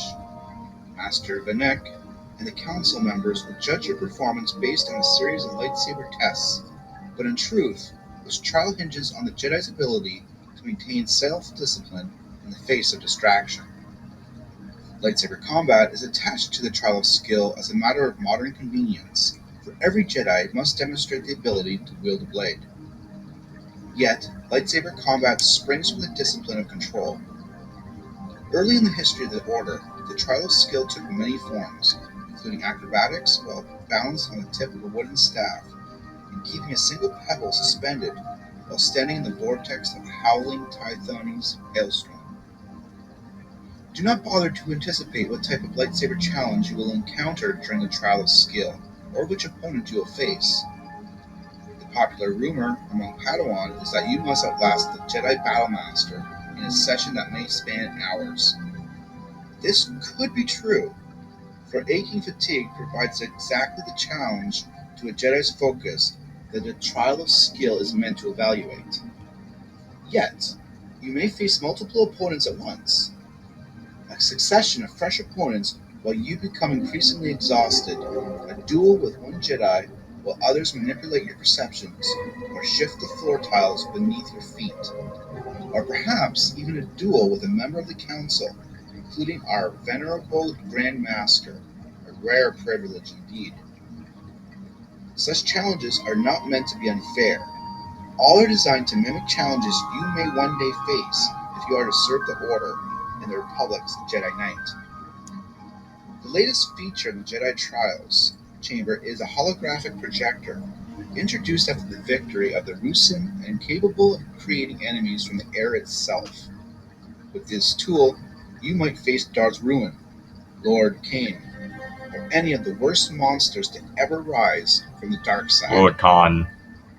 Trial of Courage. Even if your talents lean more towards diplomacy than war, courage is an integral part of being a Jedi. Though the Force is with us, we are small in number when compared to the people of the galaxy. We have numerous enemies and must also contend with those who do not understand our order and therefore misinterpret our motives. As Jedi, we can never relax our discipline, nor can we fail to confront evil. A Jedi who's afraid to confront injustice is no Jedi at all, which makes the trial of courage a revelatory test. I cannot tell you what you will face in your trial of courage. Its purpose is for a Padawan to persist in the face of fear. If you know what the trial will consist of, then the true measure of your courage will not be tested. In previous eras, a Padawan was considered to have passed the test of courage if he or she demonstrated battlefield heroics, such as standing up to a vastly powerful Sith Lord.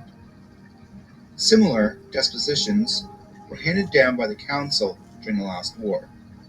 But in such situations, it is at times difficult to sort out courage from recklessness. Overconfidence is a flaw, and rushing in unprepared can often make things worse. Courage must be aligned with the fourth precept of the Jedi Code. There is no chaos, there is harmony.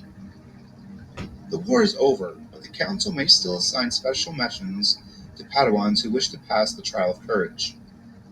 The mission could simply be a creation of the Council to test your reactions within the Jedi Trials chamber, or it could be a deadly dangerous.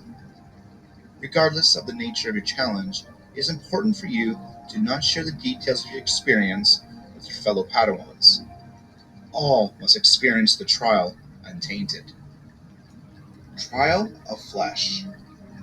For many Padawans, the trial of flesh is the most difficult of the knighthood trials. This ordeal will test your ability to overcome great pain and be quite literal.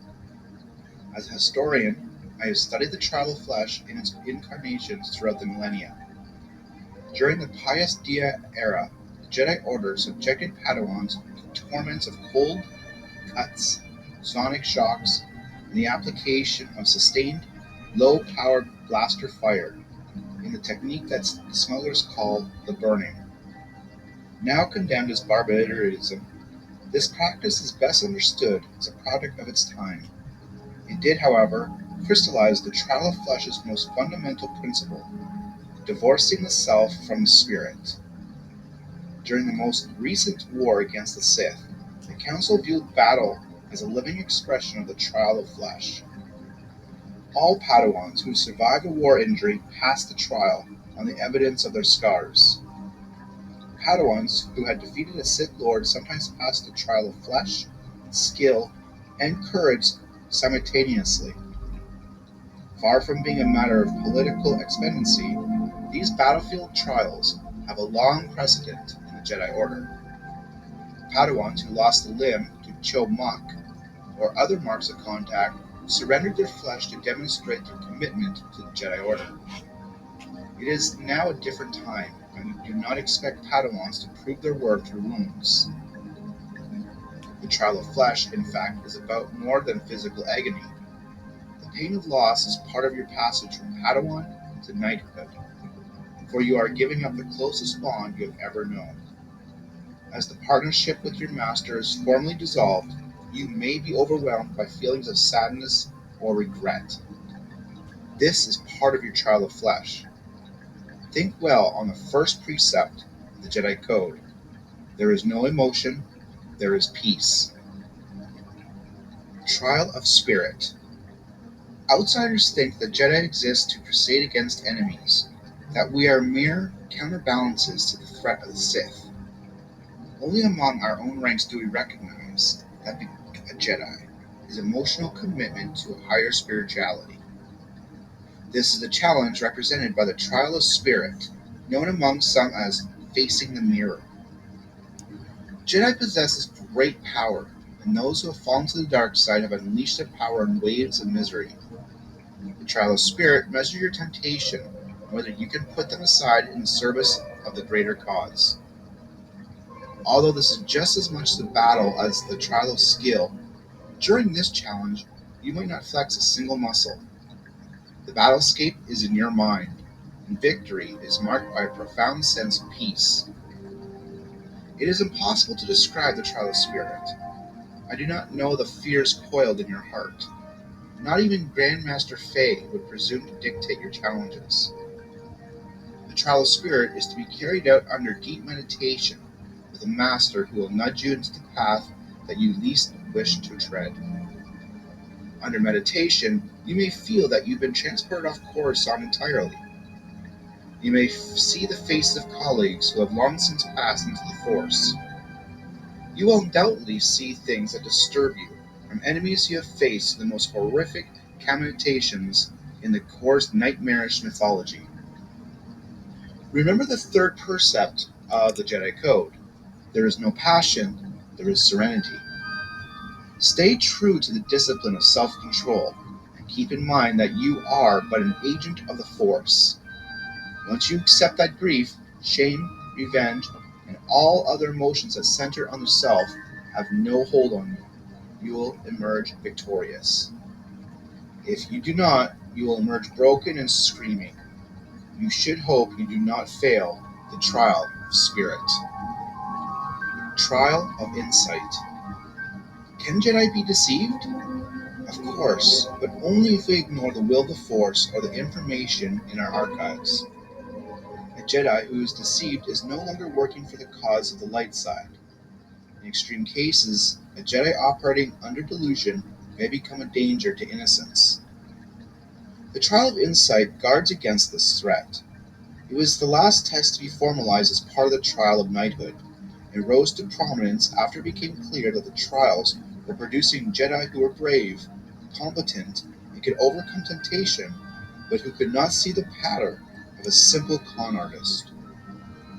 Deception and misdirection are threats to the Jedi, and our enemies frequently use them against us.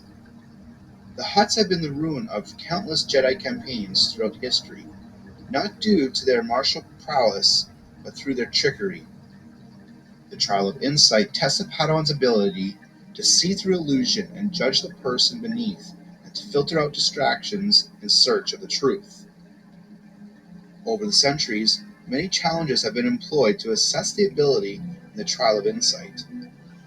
These include locating a single grain of sand within a field of stones, determining the content and meaning of fragmented text from scattered pieces, and solving any of the high riddles of Dwarty.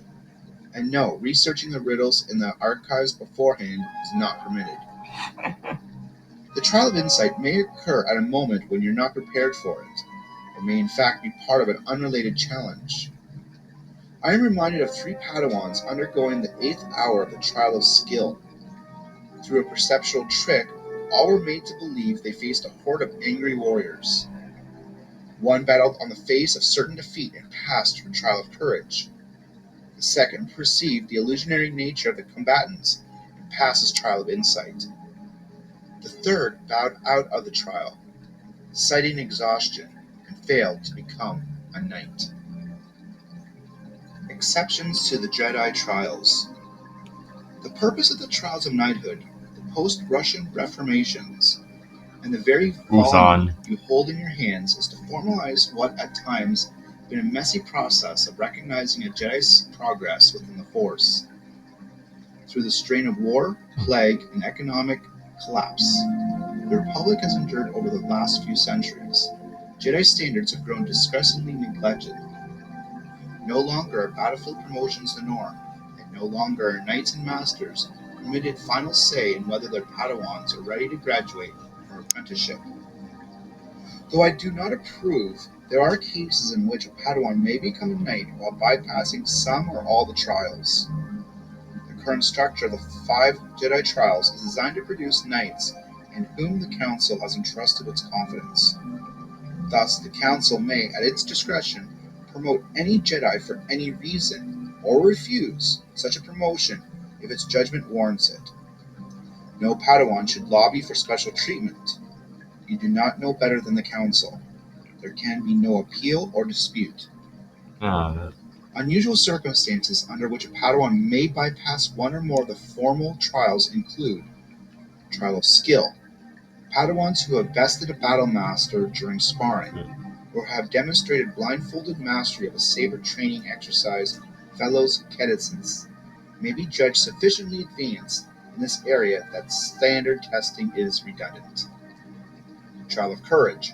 A variety of special dispositions can be given for this trial, encompassing a Padawan who has succeeded in a difficult mission, or who have saved the lives of their masters. Trial of spirit. Padawans shown to have mastered their own dark side may be judged to have passed this trial. During the war, this included followers of the Sith army who turned to the light. Trial of the flesh.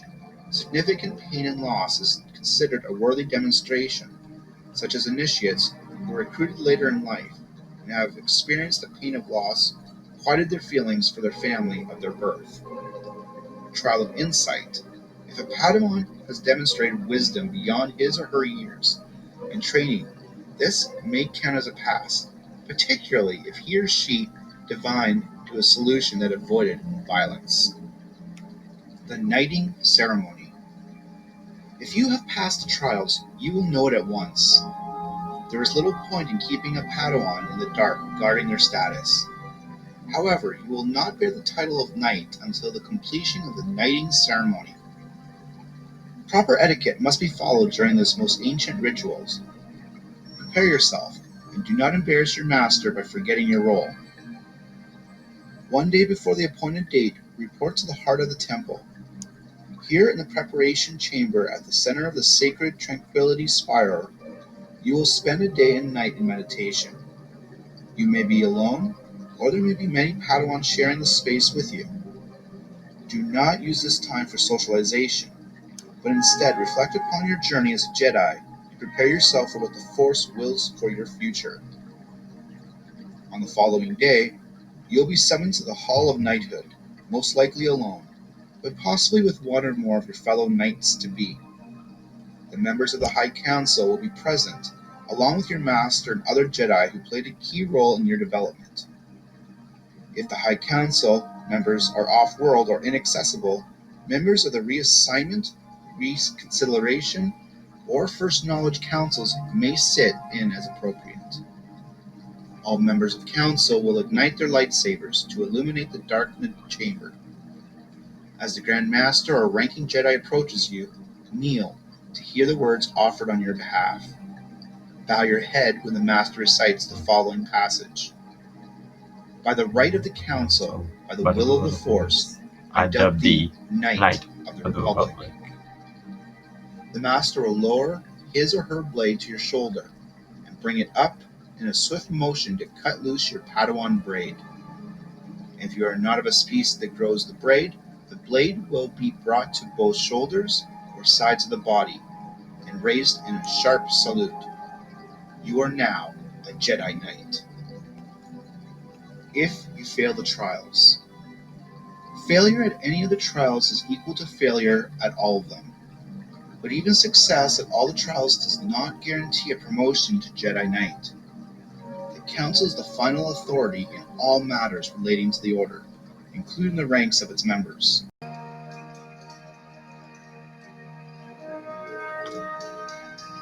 There are many cases in which Jedi who passed the trials received rejection when the Council did not sense the will of the Force in the future.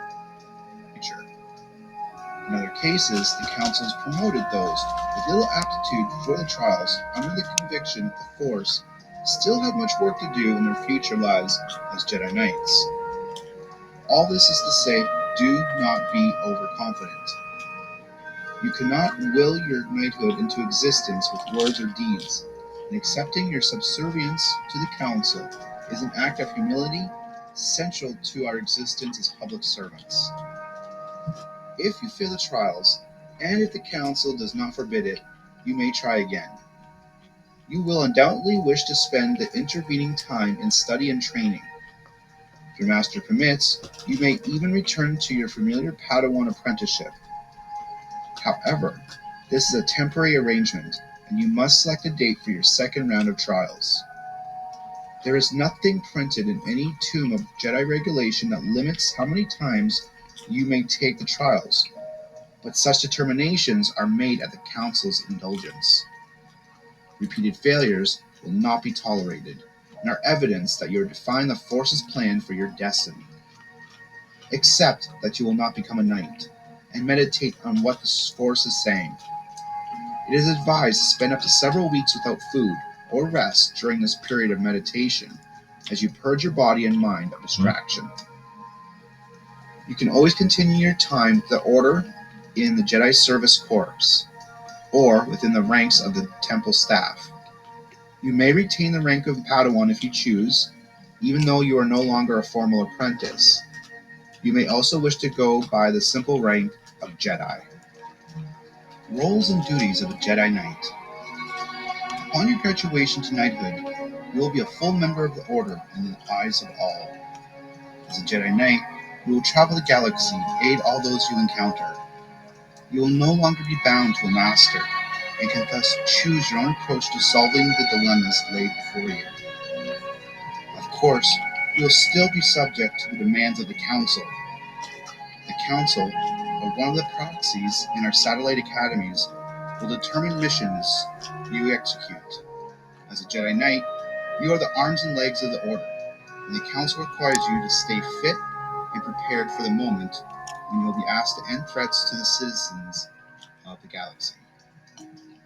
There are more Knights than any other rank of the Jedi in the Order, and there are many paths Jedi Knights may follow in their careers. Knights perform several functions within the Order, including peacekeepers, diplomacy, and investigation. Such talent specializations has given rise to three distinct branches of Knights and Masters: Jedi Guardians, Jedi Counselors, and Jedi Sentinels. Each group differs greatly in its approach to carrying out a mission, but all three philosophies are vital to the Order. Allow the Force to guide you into a role that will best utilize your innate abilities. Your service as a Jedi Knight can last decades, even centuries, if you belong to a species blessed with longevity. Throughout these years, you will serve in the name of the Republic and at the will of the Force, an opportunity few beings will ever know. Jedi Guardian. If you prefer heroics to standing around, becoming a Jedi Guardian may be the path for you. While I'm not here to disparage the work of our Jedi Counselors and Sentinels, it's a fact that we Guardians are the Republic's first line of defense against 1,000 enemies who seek to destroy it. The Guardians are the heirs of the first Jedi Knights. When the first faction of Pioneers left their home world, they did so with the express purpose of making the wild galactic frontier safe for innocents, and with the same principles we uphold today. It's primarily this branch of the Order that is identified with lightsabers. The lightsaber is our weapon and our symbol. Once you choose to specialize as a Jedi Guardian, training will consume your off hours. Your time is no longer subject to the demands of a master, so neglect your exercises is at your own peril. Each day I've set aside time for 1 hour of running, 1 hour of unarmed combat drills, and 1 hour of saber canvases or sparring. All of the Sith were extinguished in the last war. The current reality of peacetime has only heightened the importance of the Guardians. Following the post-war governmental reformations, the Republic no longer has a standing military. We are essentially the Republic's army, and must be ready to give up our lives in the service of this cause. In a sense, we are also the Republic's police force, responsible for keeping the peace and detaining lawbreakers. The services of the Guardians are in desperate need among the worlds of the Outer Rim and Wild Space, where local security forces hold little sway and the people are in need of saviors. Jedi Guardians usually carry blue-bladed lightsabers, though doing so is more of a sign of fraternity than a mandate. You can use whatever blade you're comfortable with, though I'm certain you will wish to replace your original apprentice sabers. We're warriors, so your lightsaber will see plenty of use. With enough heroics, you may one day join me and earn the honorific of Warrior Master. There are many paths to follow within the ranks of the Jedi Guardians. The ways of war are numerous, and no single Jedi can be the best at all of them. Jedi Peacekeepers. The Jedi Peacekeepers specialize in security and policing, and are among the oldest groups recognized by the Order. Though all of them are fine warriors, they do not normally serve as frontline combat troops, and are instead trained in crowd control, apprehending suspects, and shutting down threats before they can turn violent. At the request of the planetary governors, peacekeepers are stationed on Republic worlds, where they work as liaisons to local law enforcement and militias. Temple security.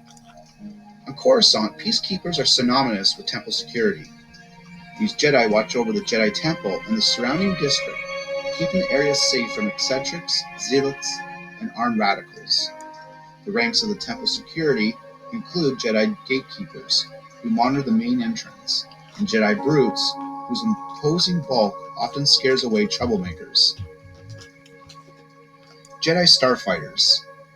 Members of the Jedi Starfighter Corps, known as Jedi Aces, pilot a fleet of savage starfighters. Our starfighters of choice over the somewhat outdated Kuid Redshift was used to beat the Sith. These ships are equipped with twin laser cannons, a Champit deflector shield, and an external hyperdrive sled. Jedi Aces use the Force to enhance reaction speed, targeting precision and battle awareness, but we never use it to cloud the perception of our enemies. We're Aces, and shortcuts of that kind are not needed. As Jedi Aces, we travel all across the galaxy, sometimes hitching rides aboard Republic capital ships. During the wars, these Republic Navy vessels. After the Reformations, of course, the Navy no longer exists, but Aces are welcomed by all sector and planetary defense forces. I've served with Aces for nearly 20 years.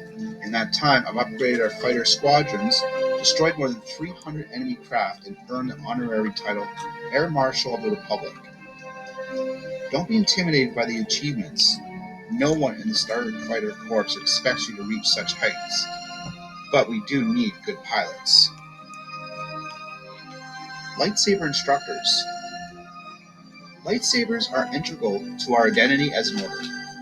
As soon as initiates are old enough to stand, they are instructed in the proper handling of a saber, and this instruction never truly ends until a Jedi has become one with the Force. It should therefore be evident that lightsaber instructors are among the most vital players in the Jedi Order. If this lifestyle sounds interesting to you, slow down. This is not a specialization you take on without proving your mettle in combat. Unlike the consulars, we Guardians don't put much faith in teachers for life, and saber instructors bear the scars that would test hundreds of combat skills. While it's true that the Jedi Order avoids violence whenever possible, it is at times necessary. In that light, who has the abilities best suited for a combat instructor, a diplomat or a warrior? The Temple has one instructor who bears the title of Battle Master, currently Master Vinek. The Battle Master designation was once held by only a single Jedi at a time, but the title grew in popularity during the war until it encompassed hundreds of generals and Jedi Lords. Most of these now serve at satellite Jedi academies and aboard practicing ships. Battle Masters train initiates and Padawans in the use of Form 1 through Form 6 combat moves and cadences, and impart knowledge about Form 7 to those who have earned their trust. Beneath the Battle Master's day-to-day instructors serve to reinforce the proper execution of these styles. All lightsaber instructors are Jedi Masters and must be recommended by a Battle Master and rectified by the High Council. The position of lightsaber instructor is one that Jedi Masters may achieve towards the end of their careers, when their reflexes have slowed, but their minds are still sharp. It can also be a role filled by pre-naturally gifted people. who possess skills with a saber running so deep it was foolish to waste time on rim control. Exotic Weapons Specialist. Although the lightsaber is our primary weapon, it is not the only type of armament available to the Jedi. The Starfighter, for example, is a specialized weapon used by Jedi Aces, but there are many other tools used by those in the Order to fulfill specific missions or to exploit unique skill sets. Exotic weapon specialists are rare within the ranks of the Jedi Guardians, but they are respected for their mastery of difficult and extorting disciplines. Mastery Esoteric. of any of the following weapons can earn you the title of Exotic Weapon Specialist. The double-bladed lightsaber and lightsaber pike are lightsaber variants that require combat specializations. These experts sometimes wield quarterstaffs with no energy blade at all. These can be made of lightsaber-resistant metal, or it can be humble wooden staffs strengthened through the Force. Whips can be made of leather, wire, cord, or energy tendrils, as in a light whip. Experts with whips use them to ensnare arms and legs, allowing them to disarm enemies or the Force to the floor. Flails are a class of weapon using a weighted ball attached to a handle by means of a rope or chain. They are difficult weapons to master, but an expert in flails can use the ball to crack bones. The chain can entangle, and the handle, which is often adorned with a blade, to injure at close range.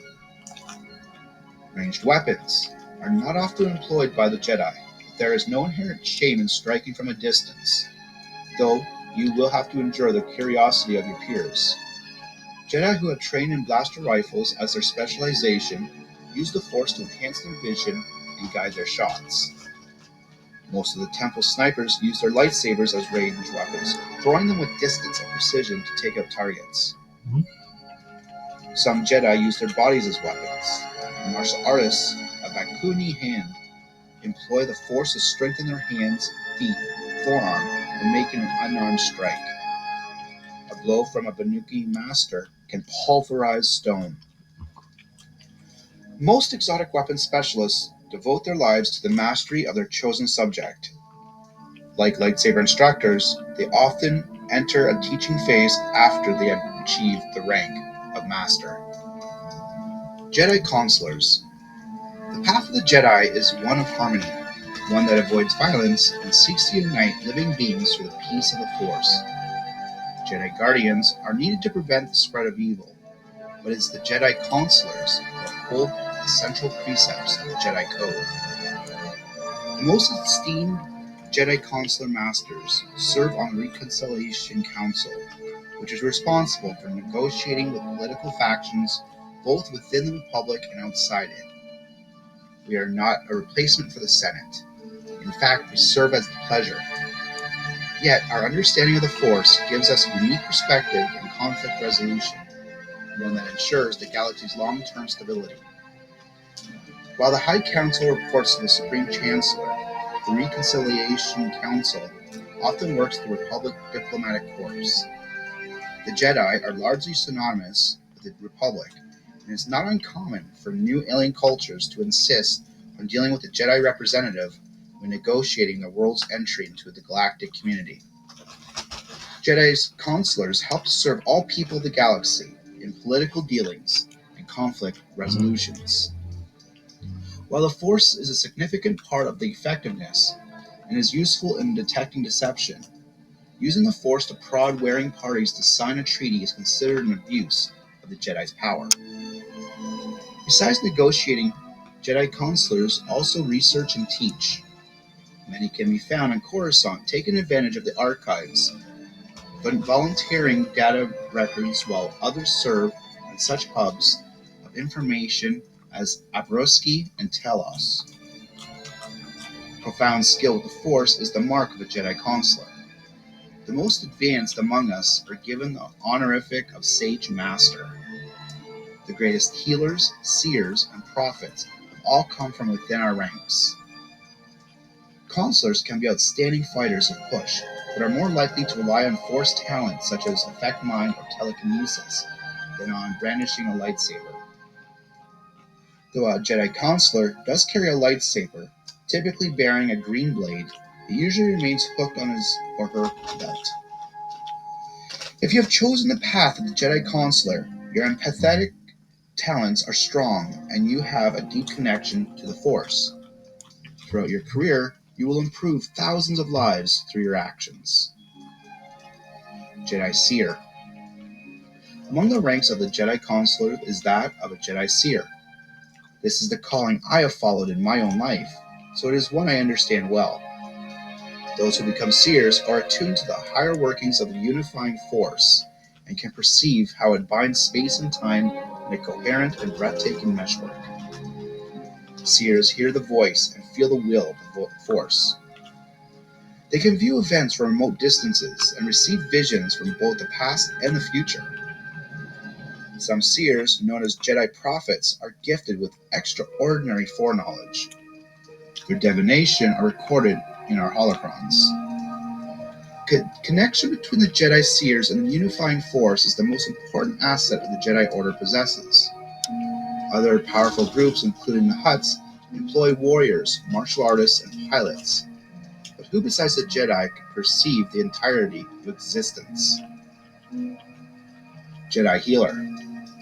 As the Seers use their connection to the unifying force, Jedi Healers use their connection to the living force to save the lives of the dying and to cure the infected.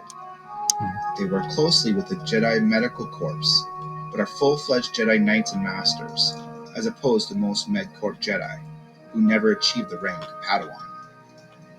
In this leadership role, they oversee the temple's infirmary and practice their curative trade on worlds such as Reno and Hearth. Jedi Researcher. Jedi researchers employ their exceptional minds to solve theoretical problems and improve the quality of the data in our archives. Specialists among their ranks include mathematicians, hyperspatial physicists, astronomers, and biologists like the esteemed Master Borschwitz. Jedi Ambassador. The Jedi Counselor does battle using words and ideas. Nowhere is more important than in the specialization of ambassador. Ever since the Jedi learned and adapted the principle of justice from ancient Khazmi philosophers, we have been known for our impartiality. The precepts of the Jedi Code insist on fair-mindedness. There is no passion, there is serenity. There is no chaos, there is harmony. This attitude is what makes Jedi Counselors the preferred representation of the Galactic Republic, and many of us hold the title of Jedi Ambassador within a Republic bureaucracy. Jedi Ambassadors work closely with government officials and are the face of the Republic to those they meet. They are held to the highest standards of civilized behavior. Jedi Diplomats. Jedi Diplomats are a related class and are more numerous than ambassadors. They work in a more active and less symbolic role, hammering out the terms of agreements and upholding the new galactic peace. It is important to remember that in diplomacy, flexibility is a strength. A rigid tree will be uprooted at the first windstorm. But enacting a treaty, a diplomat can end hostilities and save billions of lives. A far greater victory than any warrior could earn on a battlefield. Lorekeeper. Lorekeeper is a broad term that encompasses Jedi historians, Jedi librarians, and Jedi archivists. Historians specialize in the study of prior eras, while librarians interact with visiting scholars and make the archive resources available to all Jedi. Archivists translate, copy, and store all new texts added to the temple's collection. All three types of Lord Keepers are part of the Librarian Assembly, a temple organization governing the acquisition of data. Jedi Sentinel. Striking a balance between the Guardian and the Consular, the Jedi Sentinel is a class that combines both disciplines with civilian expertise. Because we don't focus our time on lightsaber exercises or Force meditation, we Sentinels have acquired a host of skills that don't require Force sensitivity, and we can accomplish tasks that neither the Guardians nor the Consulars can handle on their own. One of the unspoken truths of the Jedi is that we are insulated from the workings of the galaxy. In my view, it's possible to know too much about combat or the Force if it means that you know next to nothing about intelligence gathering, computer slicing, technological surveillance, or espionage. Sentinels approach these disciplines from the bottom up, without assuming the Force will reveal all the answers. When you do this, you'll find there's a great deal the civilians of the galaxy can teach us. Unlike consulars and guardians who travel between trouble spots, Jedi Sentinels often remain tied to a single sector or planetary system for months or years at a time. In previous eras, this led many Sentinels to be appointed Jedi Watchmen, where they took on the responsibility for the welfare of a defined region of space. Though Sentinels rarely need to use a weapon, like all Jedi, they do carry a lightsaber. A Sentinel's lightsaber usually bears a yellow blade. Haven't seen many of those? Now you will know how few we are in number and how well we stay concealed until action is required. Because the Jedi Sentinels fill the gap between Guardians and Consulars, we tackle missions for which neither group is optimized. But in truth, Sentinels often get the jobs that neither group wants. Handling assignments that our colleagues have written off as impossible is the sign of a Sentinel. The ranks of Jedi Sentinels include investigators, spies, tech specialists, saboteurs, and other experts whose talents don't easily fit into the Order's traditions. Jedi recruiters, such as myself, typically start out as an investigator, before using those same talents to identify and enroll Force-sensitive children from across the Republic. Our job requires broad skill sets, but Jedi Sentinels don't care where a tactic originated from as long as it works. Slicer. Slicers are computer specialists who are able to infiltrate networks while leaving no trace of their manipulation. As with many Sentinel specializations, this skill is notable due to the fact that the Force doesn't really offer a shortcut. While you might use a mind trick to get past the guard, once you're seated at a terminal, your data skill is the only thing that matters. Tech Expert. The Tech Expert was carved out of a unique talent among the ranks of the Jedi, who often shun leading-edge technology. They have broader skill sets than Slicers, and are able to disassemble, juice up, and rebuild any piece of equipment from a hyperdrive engine to an electronic deck of Sabak cards. Due to the prevalence of maintenance and repair droids, these abilities are rare among the Jedi Order.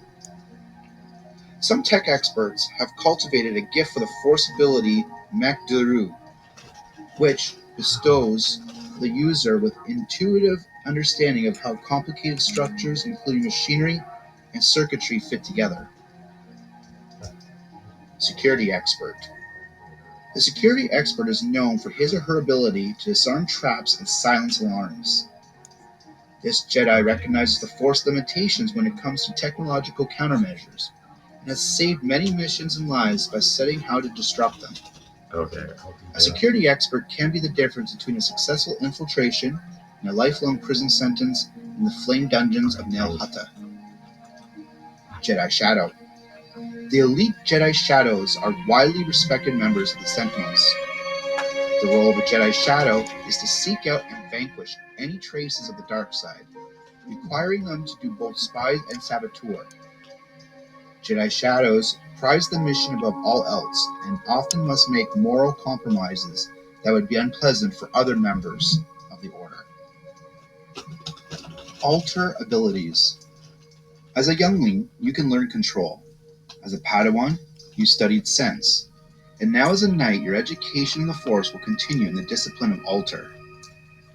These abilities, which use the Force to physically impact the surrounding environment, are the most difficult to master. But without Alter, you are like a mudlooper, perceiving your world but incapable of touching it. With Alter, you will grow arms and legs. Learn these skills, practice them daily, and you will deepen your aptitude for Alter throughout your career. Telekinesis is the most fundamental Alter ability, forming the basis for the familiar Force push and Force pull. Your training should focus on both precision and control, but also lifting great weights. The oxygen bottle is a fine exercise for precision, since it requires a Jedi to fill an empty bottle with oxygen molecules plucked one by one from the air. For control, visit the temple's Kudaka chamber, where the Monitor stones are kept. Each stone weighs several tons, so merely jostling one can be marked as a success. Master Fei, it should be noted, can levitate all 6 after entering a state of deep meditation. Effect Mind, commonly referred as the Jedi mind trick, can override the impulses of an undisciplined brain. This ability should be a temporary means to accomplish a greater good. It should never be used for profit or gain. Alter abilities can also be used to heal others, but also to injure. Both are Jedi abilities, though the latter must be used sparingly because the potential for abuse is so great. Among the Sith, Force Injure was used without reservation to kill others from a distance.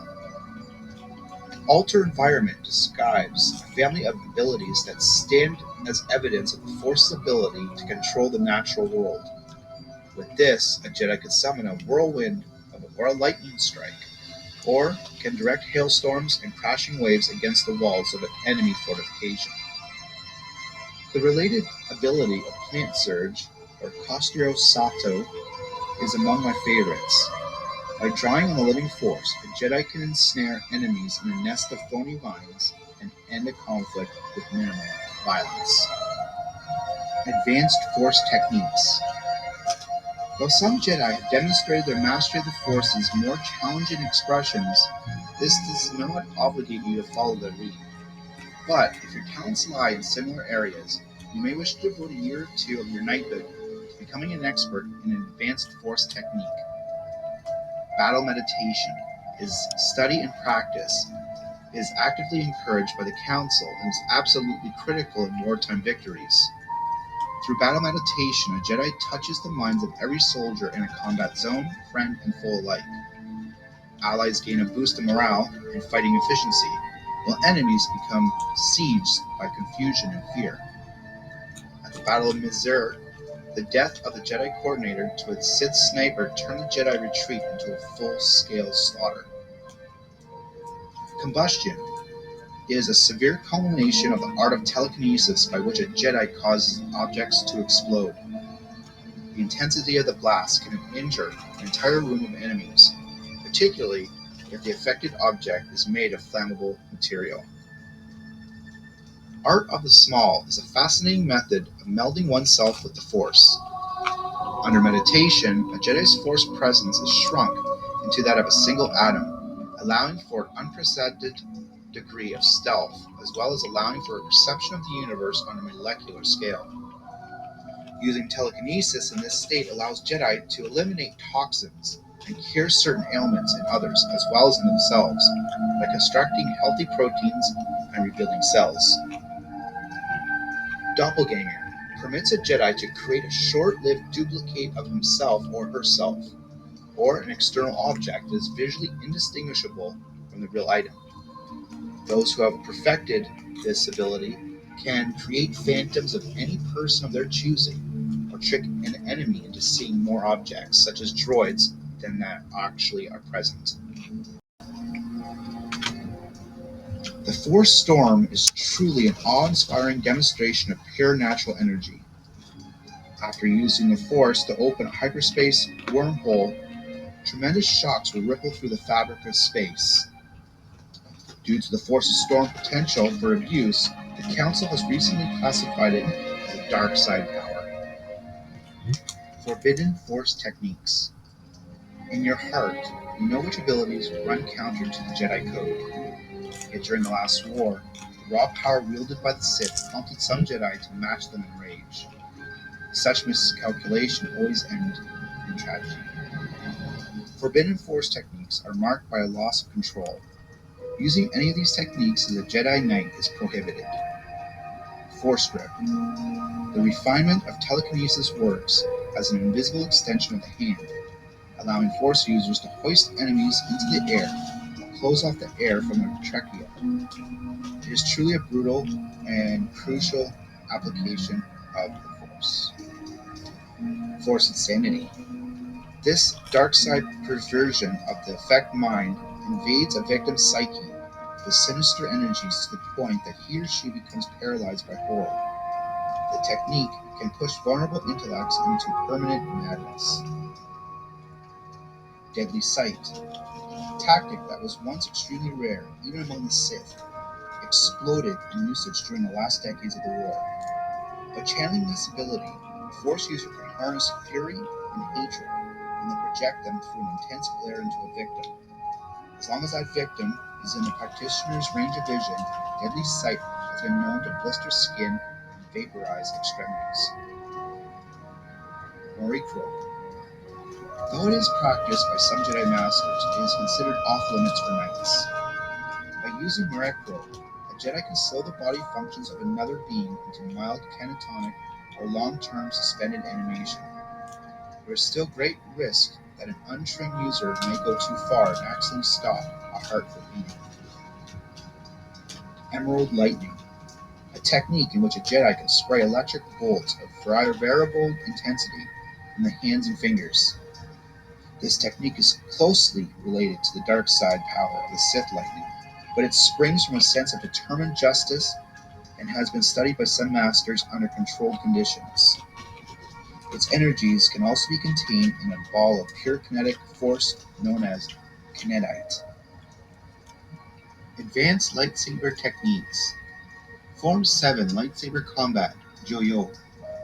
Joyo has existed for thousands of years, but is the most controversial of all forms, and most of you will have no need to learn it. Joyo is nicknamed the Way of the Vortic, but in my view, it is best described as its alternate title, the Furiosity form. Vicious and unpredictable, Form 7 requires a Jedi to attack under the guidance of controlled passion. It is this aspect that has caused the most concerning among the Order. The proper execution of Joyo seemingly puts the Jedi in violation of one of the Code's core precepts. There is no emotion, there is peace. However, Form 7 Masters do not give themselves to emotion blindly. They channel their inner turmoil into a metal forge, which provides the passion to power their raw and furious strikes. A true expert keeps the emotions locked within the forge. Lesser practitioners of the art might allow their emotions to spill out during the battle, poisoning their intentions and drawing them into the fury of the dark side rage. For this reason, Joyo is restricted by the Council. I accept only a handful of students, handpicked according to my personal standards each year. Never again will I permit the widespread use of this form after the events of the last Sith War, when Joyo provided the trigger for Jedi to sink into butchery and join the ranks of the Sith. Form 7 is difficult to master. Its movements are sharp and chaotic and occur in quick bursts. You can drill sequences into your head through regular practice, but you will not truly be using Joyo until you use excitement, passion, and rage to color your actions. While its attacks are eviscerate defenses, even the blocks of a Form 3 master, Form 7 leaves its practitioner vulnerable, open to counterattack. Multiple opponents can overwhelm a Joyo master by exploiting a movement's vulnerability. Force shoves and pulls are also effective at rattling a Form 7 defense. Additional lightsaber techniques. As a knight, you should never stop learning. Lightsaber techniques are no different. Every move you perfect only opens pathways to new moves. Even new battle masters are humbled by how little we truly understand. Here are a few of the more advanced moves you should study in your knighthood. Saber throw is a difficult discipline to perfect. Combining the physicality of lightsaber combat with the telekinesis of force alter, it allows you to hurl a lit saber at a target and call it back to your hand. A saber may be thrown in a pinwheel motion, or in a straight line as a spear. Use the force to help guide the saber's path and extend its range beyond what your strength would normally permit. Many of the Order's best practitioners are stationed on the parapets of the temple as Jedi snipers. Mounted combat is the art of fighting from the saddle. This may involve a speeder bike or an animal such as a horrigond. Either way, it requires an understanding of how to steer and manage your speed while fighting. You must also learn how to take advantage of your higher elevation relative to ground level targets. Remember that if you are riding a living creature, it may become necessary to calm the beast through the force, lest it become panicked by the sound and smell of battle. Yes. In Trakata, a Jedi can take advantage Yeah, you can do of that. one of the lightsaber's unique abilities, the ability to rapidly switch on and off. In passing the blade, a Jedi shuts down the saber to momentarily bypass an enemy's block, then immediately reactivates it for a killing strike. Okay. If two combatants have locked their sabers together, a trained Jedi may choose to deactivate his or her saber and throw the enemy off balance. Shokan encourages the Jedi to use the surrounding terrain as a weapon, from seeking the high ground to taking cover over obstacles. An enemy can be driven back into hazards such as active machinery or open pits. I do not consider Shokan a distinct lightsaber form, but some find merit in this style. Shokan is best employed on a Jedi's home territory, where the ground is familiar and holds no surprises. Developing your own style. As a Jedi who has reached the rank of Knight, you have received instruction in the forms 1 to 6 combat. By now, you have undoubtedly settled on one that suits your physical strengths as well as your battle philosophy. Some Jedi are content to stay within this framework, and that is admirable. The traditional forms have existed for millennia, and each has many thousands of advocates. Yet, some Jedi may find advantage in a hybrid style that draws upon any or all the forms. Guardians who spend most of their time honing their bodies may choose to combine the strength of Form 5 with the acrobatics of Form 4, while consulars accustomed to the diplomatic style of Form 6 may find it illuminating to study its pure root, Form 3. It is always advised to have one home stance, with attacks and parries you know well, a stance you can return to whenever you become disoriented or need to regroup against a grueling enemy. Lightsaber combat can be both physical and mental, as you test your enemy's defenses and adjust your approach. But a duel can also be psychological.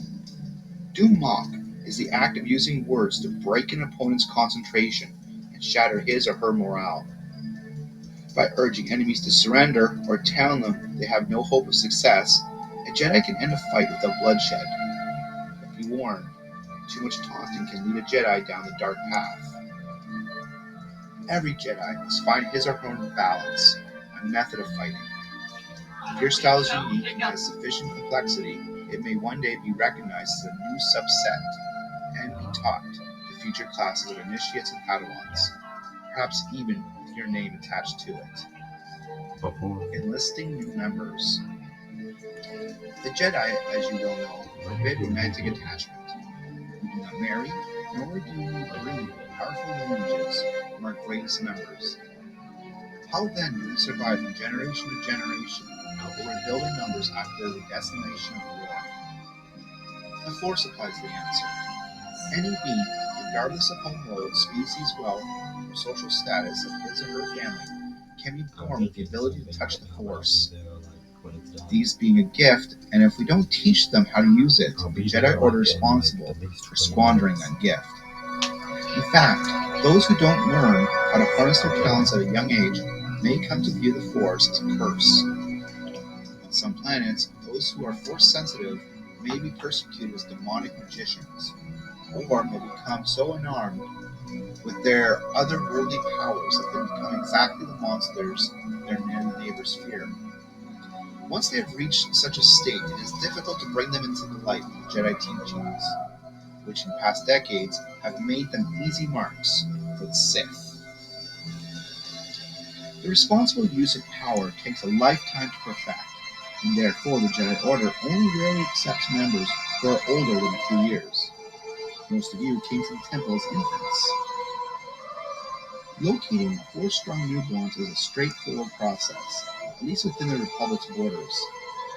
Mandatory blood tests performed at birth record the concentration of midi-chlorians in the infant cells, and positive results are forwarded to the Jedi Temple for follow-up. Because midi-chlorians analysis is not always definitive, particularly among older children or beings with unusual psychologies, special tools or puzzles may be employed instead. These include the training screen, a tool that records a subject's ability to read minds or view images remotely, and the mental maze, a test that demonstrates whether a subject can use rudimentary telekinesis. Misperceptions of the Jedi. The job of a Jedi recruiter can be thankless. While many families are proud to have their offspring chosen by the Force, the practical reality of taking a child away from his or her parents is messy and unpleasant. We Jedi firmly believe that Force-strong beings have a right to receive the best training available, and our way requires shunning emotional commitment, especially towards one's birth family. Yet, something that seems self-evident to us has been characterized as monstrous in the HoloNet. I admit that while we recruiters are vital to the continuation of the Order, we don't do much to burnish the Order's reputation. The following are pre-narrow slurs leveled against the Order. As a Jedi Knight, you must do your part to counter those lies, not by arguing, by setting an example of selflessness and service.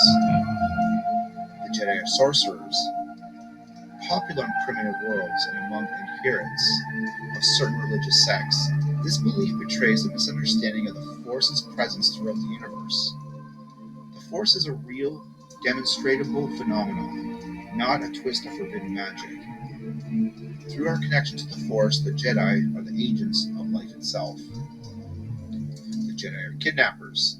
An all too familiar accusation for Jedi recruiters, this charge springs from the pain of emotional attachment. It is also technically false. Within the Republic, the Jedi Order has the legal authority to take custody of Force sensitives, and some masters have argued that the Force's presence in a child indicates the child's consent to join the Order even before he or she is able to speak. The Jedi are brainwashers. Oh. This belief is part due to the secrecy surrounding Jedi training and in part due to the widespread misunderstanding of the so-called Jedi mind trick. Some claim that the Order is responsible for mass hypnosis and mind control. Patent untrue. Jedi are elitists. It is fashionable to equate the presence of midi-chlorians with genetic superiority. The Force chose to manifest itself with the symbiosis of ourselves. The Force can call anyone and is thus the very definition of egalitarian. The history of the Sith. The dark side is the selfish, impulsive energy you feel when you have not set yourself at peace.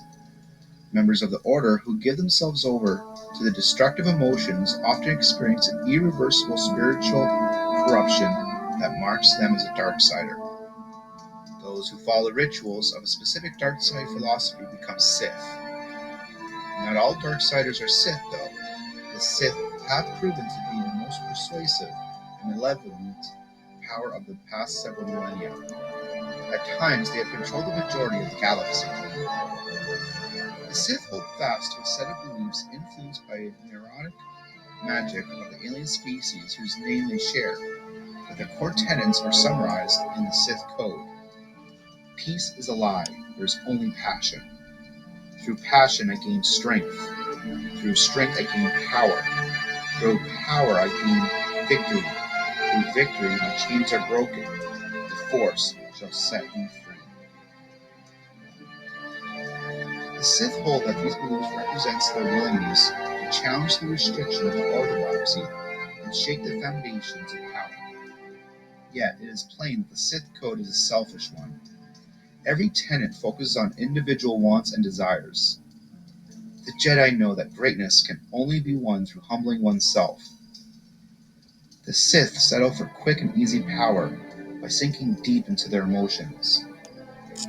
The Sith species originating on Korriban and the earliest Darksiders, those who broke away from the Order during the first Great Schism on Tython, shared a similar outlook on power.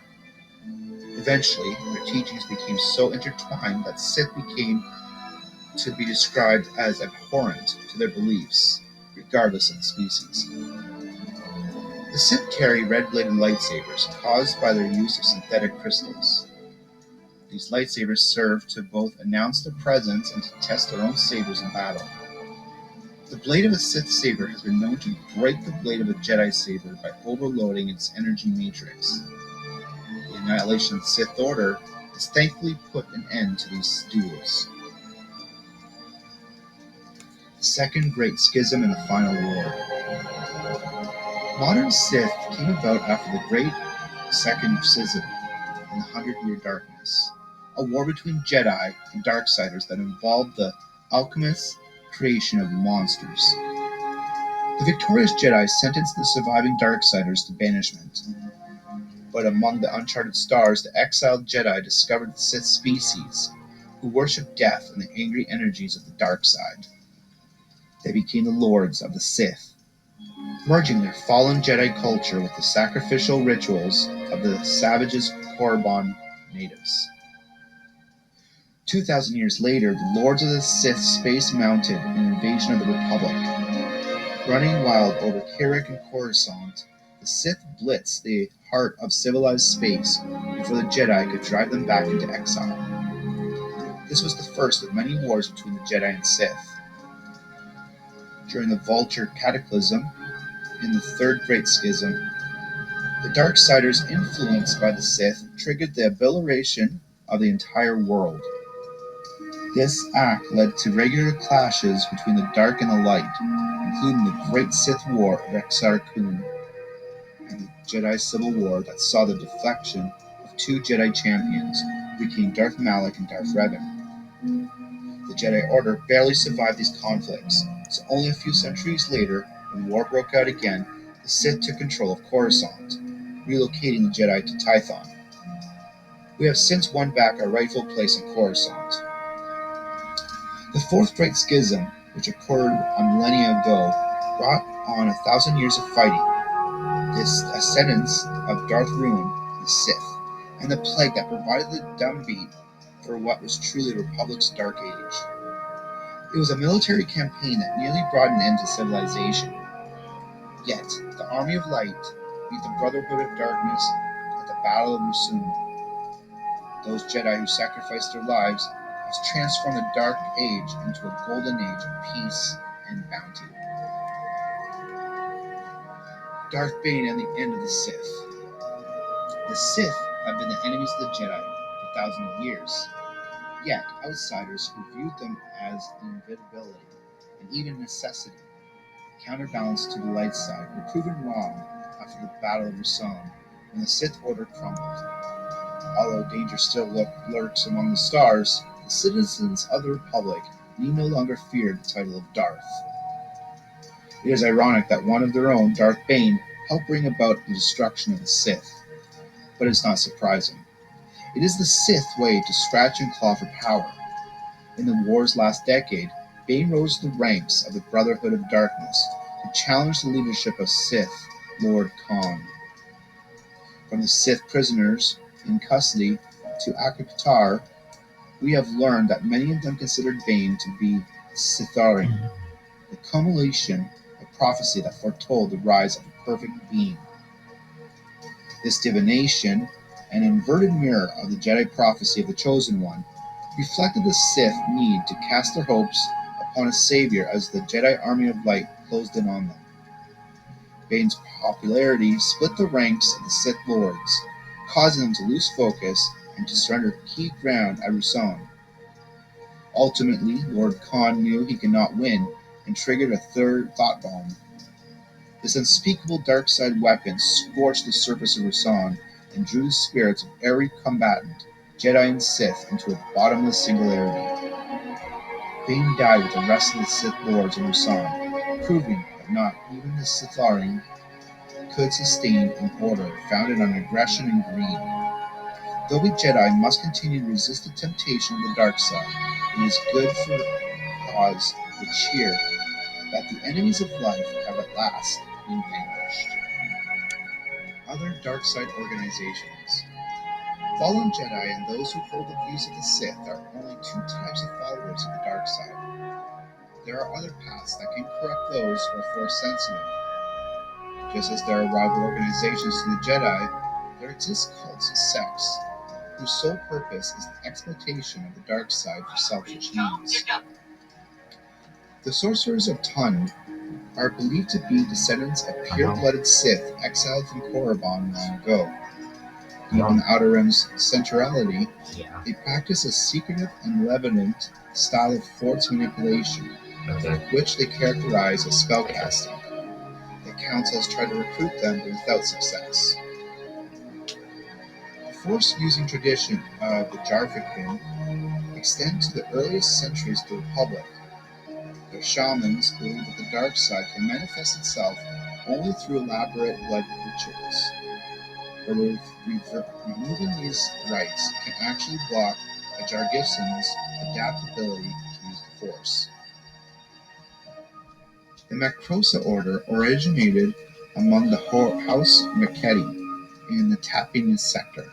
Its power dark side practitioners have persisted in the subsequent centuries as outspoken challengers to Jedi teachings. The Bladeborn are a splinter faction of the Sith who believe in the superiority of edged weapons as a means of focusing the dark side. Their tools include traditional lightsabers as well as exotic vibroblades, such as the Sith Tremor Sword. Early in the last war, the Dark Underlord raised an army of Black Knights. Though they fell in battle to the Jedi, the Black Knights have risen again and again over the centuries and may not be entirely silent even today. Threats to Jedi teachings. The post-war Republic Reformation has reshaped the Jedi Order.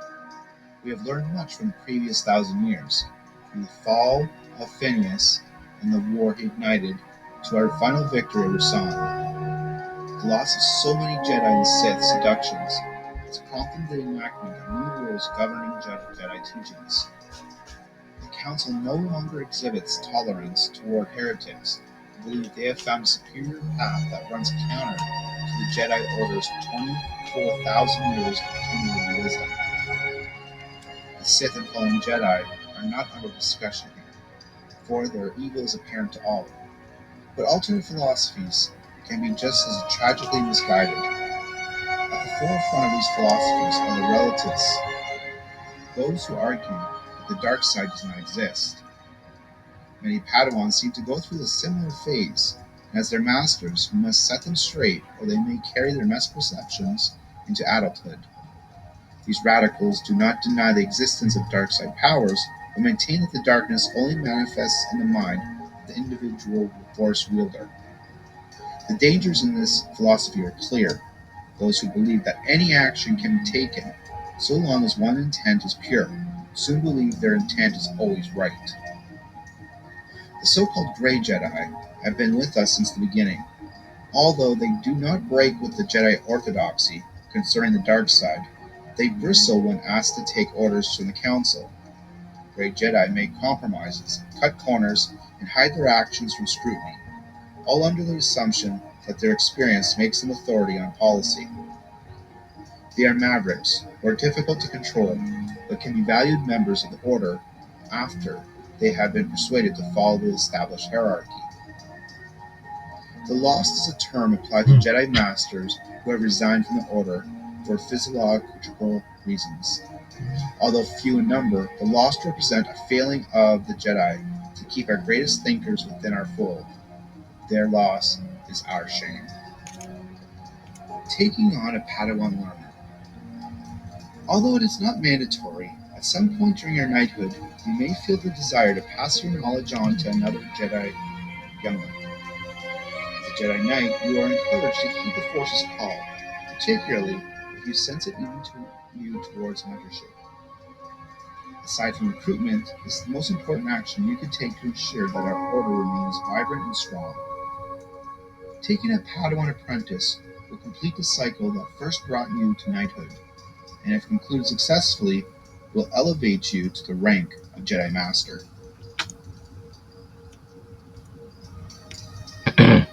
Other Force-using organizations.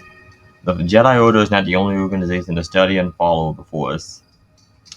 Countless schools have risen among cultures that have the perception to hear the Force's call, from the followers of Palawa to the Order of the Daibindu and the Katos Academy. While these are admirable efforts, it is our conviction that the Jedi Order is the ideal interpretation of the Force's will. I wonder why. By all means, entertain other perspectives in the Force, but remember that every effort must be taken to bring these beliefs under the guidance of the Jedi. Oh, damn. Palpatine was right. They were a bit arrogant. Okay. The anti-monks are among the most inscrutable of the galaxy's Force users. These aliens inhabit the distant Katal Rift, and though unknown means able to manipulate space for instantaneous teleportation. Those who have taken up residence near the Katal Rift claim that the Ong Ti, can even visit other times and places through a discipline they call flow walking.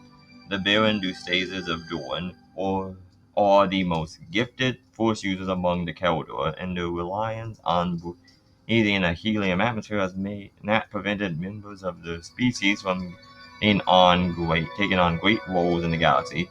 Although a few Keldor have become Jedi, the Baron Dustases use the Force to enhance their senses and perceive future events. On Alperides, the Miraluka perceive their environment through the Force to compensate for their natural blindness. The Lukashin, or Miraluka, a sect that has achieved an unusually sharp perception of the world, while devoting themselves to study and knowledge. The Matukai have committed themselves to physical discipline, are among the best martial artists in existence. Having committed themselves to physical discipline, are among the best martial artists in existence.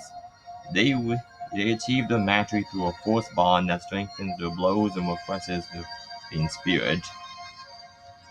The The Kashi Guardians of Breath still persist, despite the ancient destruction of their homeworld by a supernova. Blessed with a strong connection to the living force, the scattered members can stimulate remarkable surges in cell growth of both plants and animals.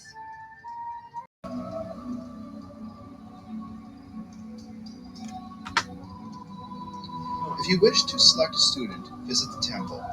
Each year, during the apprentice tournaments, our older initiates demonstrate their fitness with lightsabers, but you are free to visit any time to observe classes or to question the temple's instructors. Remember that you once underwent the same process, so as you experience it from the other side, be mindful of what you felt and learned those many years ago. Your apprentice should be much like you in temperament and outlook, but not too much alike. The teaching process is bi-directional. You should expect to learn much from your student. A fresh perspective and a second set of eyes will help you succeed on missions that would have been impossible for you alone. Don't forget that your Padawan has the benefit of recent temple teachings, which you may have never studied. Keep an open mind and you will feel the development of your shared force bond. Above all, do not be overprotective. Your Padawan may be young, but he or she is a Jedi. Better that you should lose your Padawan to tragedy than to avoid danger altogether. Every member of the Jedi Order is prepared to die in the service of the Republic. Any lesser commitment is selfish and waste. While taking on a Padawan is a step most Jedi will accept, some will choose to never have an apprentice. Not all Jedi possess the patience for what is a full-time commitment that can last a decade or more. Still, others may have the desire, but do not find a Padawan that suits their pace and outlook. Meditate intensely before making a decision. It is far better to pass over this opportunity than to accept it out of duty. Poor fit with a Padawan will lead to instructions, squander your time, and leave your apprentice ill-prepared to face the trials. Becoming a Master and Grand Master. The rank of Jedi Master is the highest formal recognition one can achieve in the Jedi Order. It is not a requirement, nor does it mark the end of your journey. Jedi who have attained this rank are the fewest in membership and have outnumbered by even the young ones. Masters are known for their mentorship of younger Jedi. Taking on and training a Padawan into knighthood is one step towards attaining the rank of Master. Many Masters take on one Padawan after another, selecting an apprentice immediately following the previous apprentice's passing of the trials. However, not all knights will choose this path. Jedi Knights who have shown extraordinary service to the Republic are sometimes appointed Masters through the special dispensing of the High Council. In addition, Jedi Knights may elect to undergo a modified, more challenging version of the Jedi Knight trials, which, if passed, has often been accepted as a mark of mastery. As a Jedi Master, your missions will not fundamentally change. You are still responsible for aiding the needy and extending the Order's reach throughout the Republic. Yet, because your Jedi skills will have deepened since your first solo mission as a Knight, you may also wish to consider a teaching role that suits your talents. The Temple and our satellite academies have need of Force philosophers, battle masters, historians, and scientists, as well as experts in particular obsessions of the Jedi Sentinels. Grand Master is a title bestowed upon the greatest of all masters. Those who have been recognized as such by the members of the Order and ratified through the unanimous decision of the High Council. In the past, several masters have held the title simultaneously and in essence created an elite guild. Currently, only a single Jedi can be appointed Grand Master at any one time. I am quite happy to hold the title, so I trust you younger ones will indulge me if I don't announce plans to relinquish it anytime soon. Relinquish. Transcending death. One day you will die, in battle or in your sleep, having lived the noble life of a Jedi. None can state with clarity what awaits after you become one with the Force, but your journey into the Netherworld will be instantaneous. Some sages among the Wills believe otherwise, holding out the possibility of an existence in this world even after Jedi have shed their physical forms. Existing in luminous beings, such Jedi could retain the identities they held before their death, but they would be unable to interact with the physical world. However, the idea of this existence stems from stories and theories, not reality. Though we believe that all things are possible through the Force, as physical beings we are grounded in our understanding of limits. Instead, think of these stories as metaphors of the Jedi Code's final precept. There is no death, there is the Force. The end.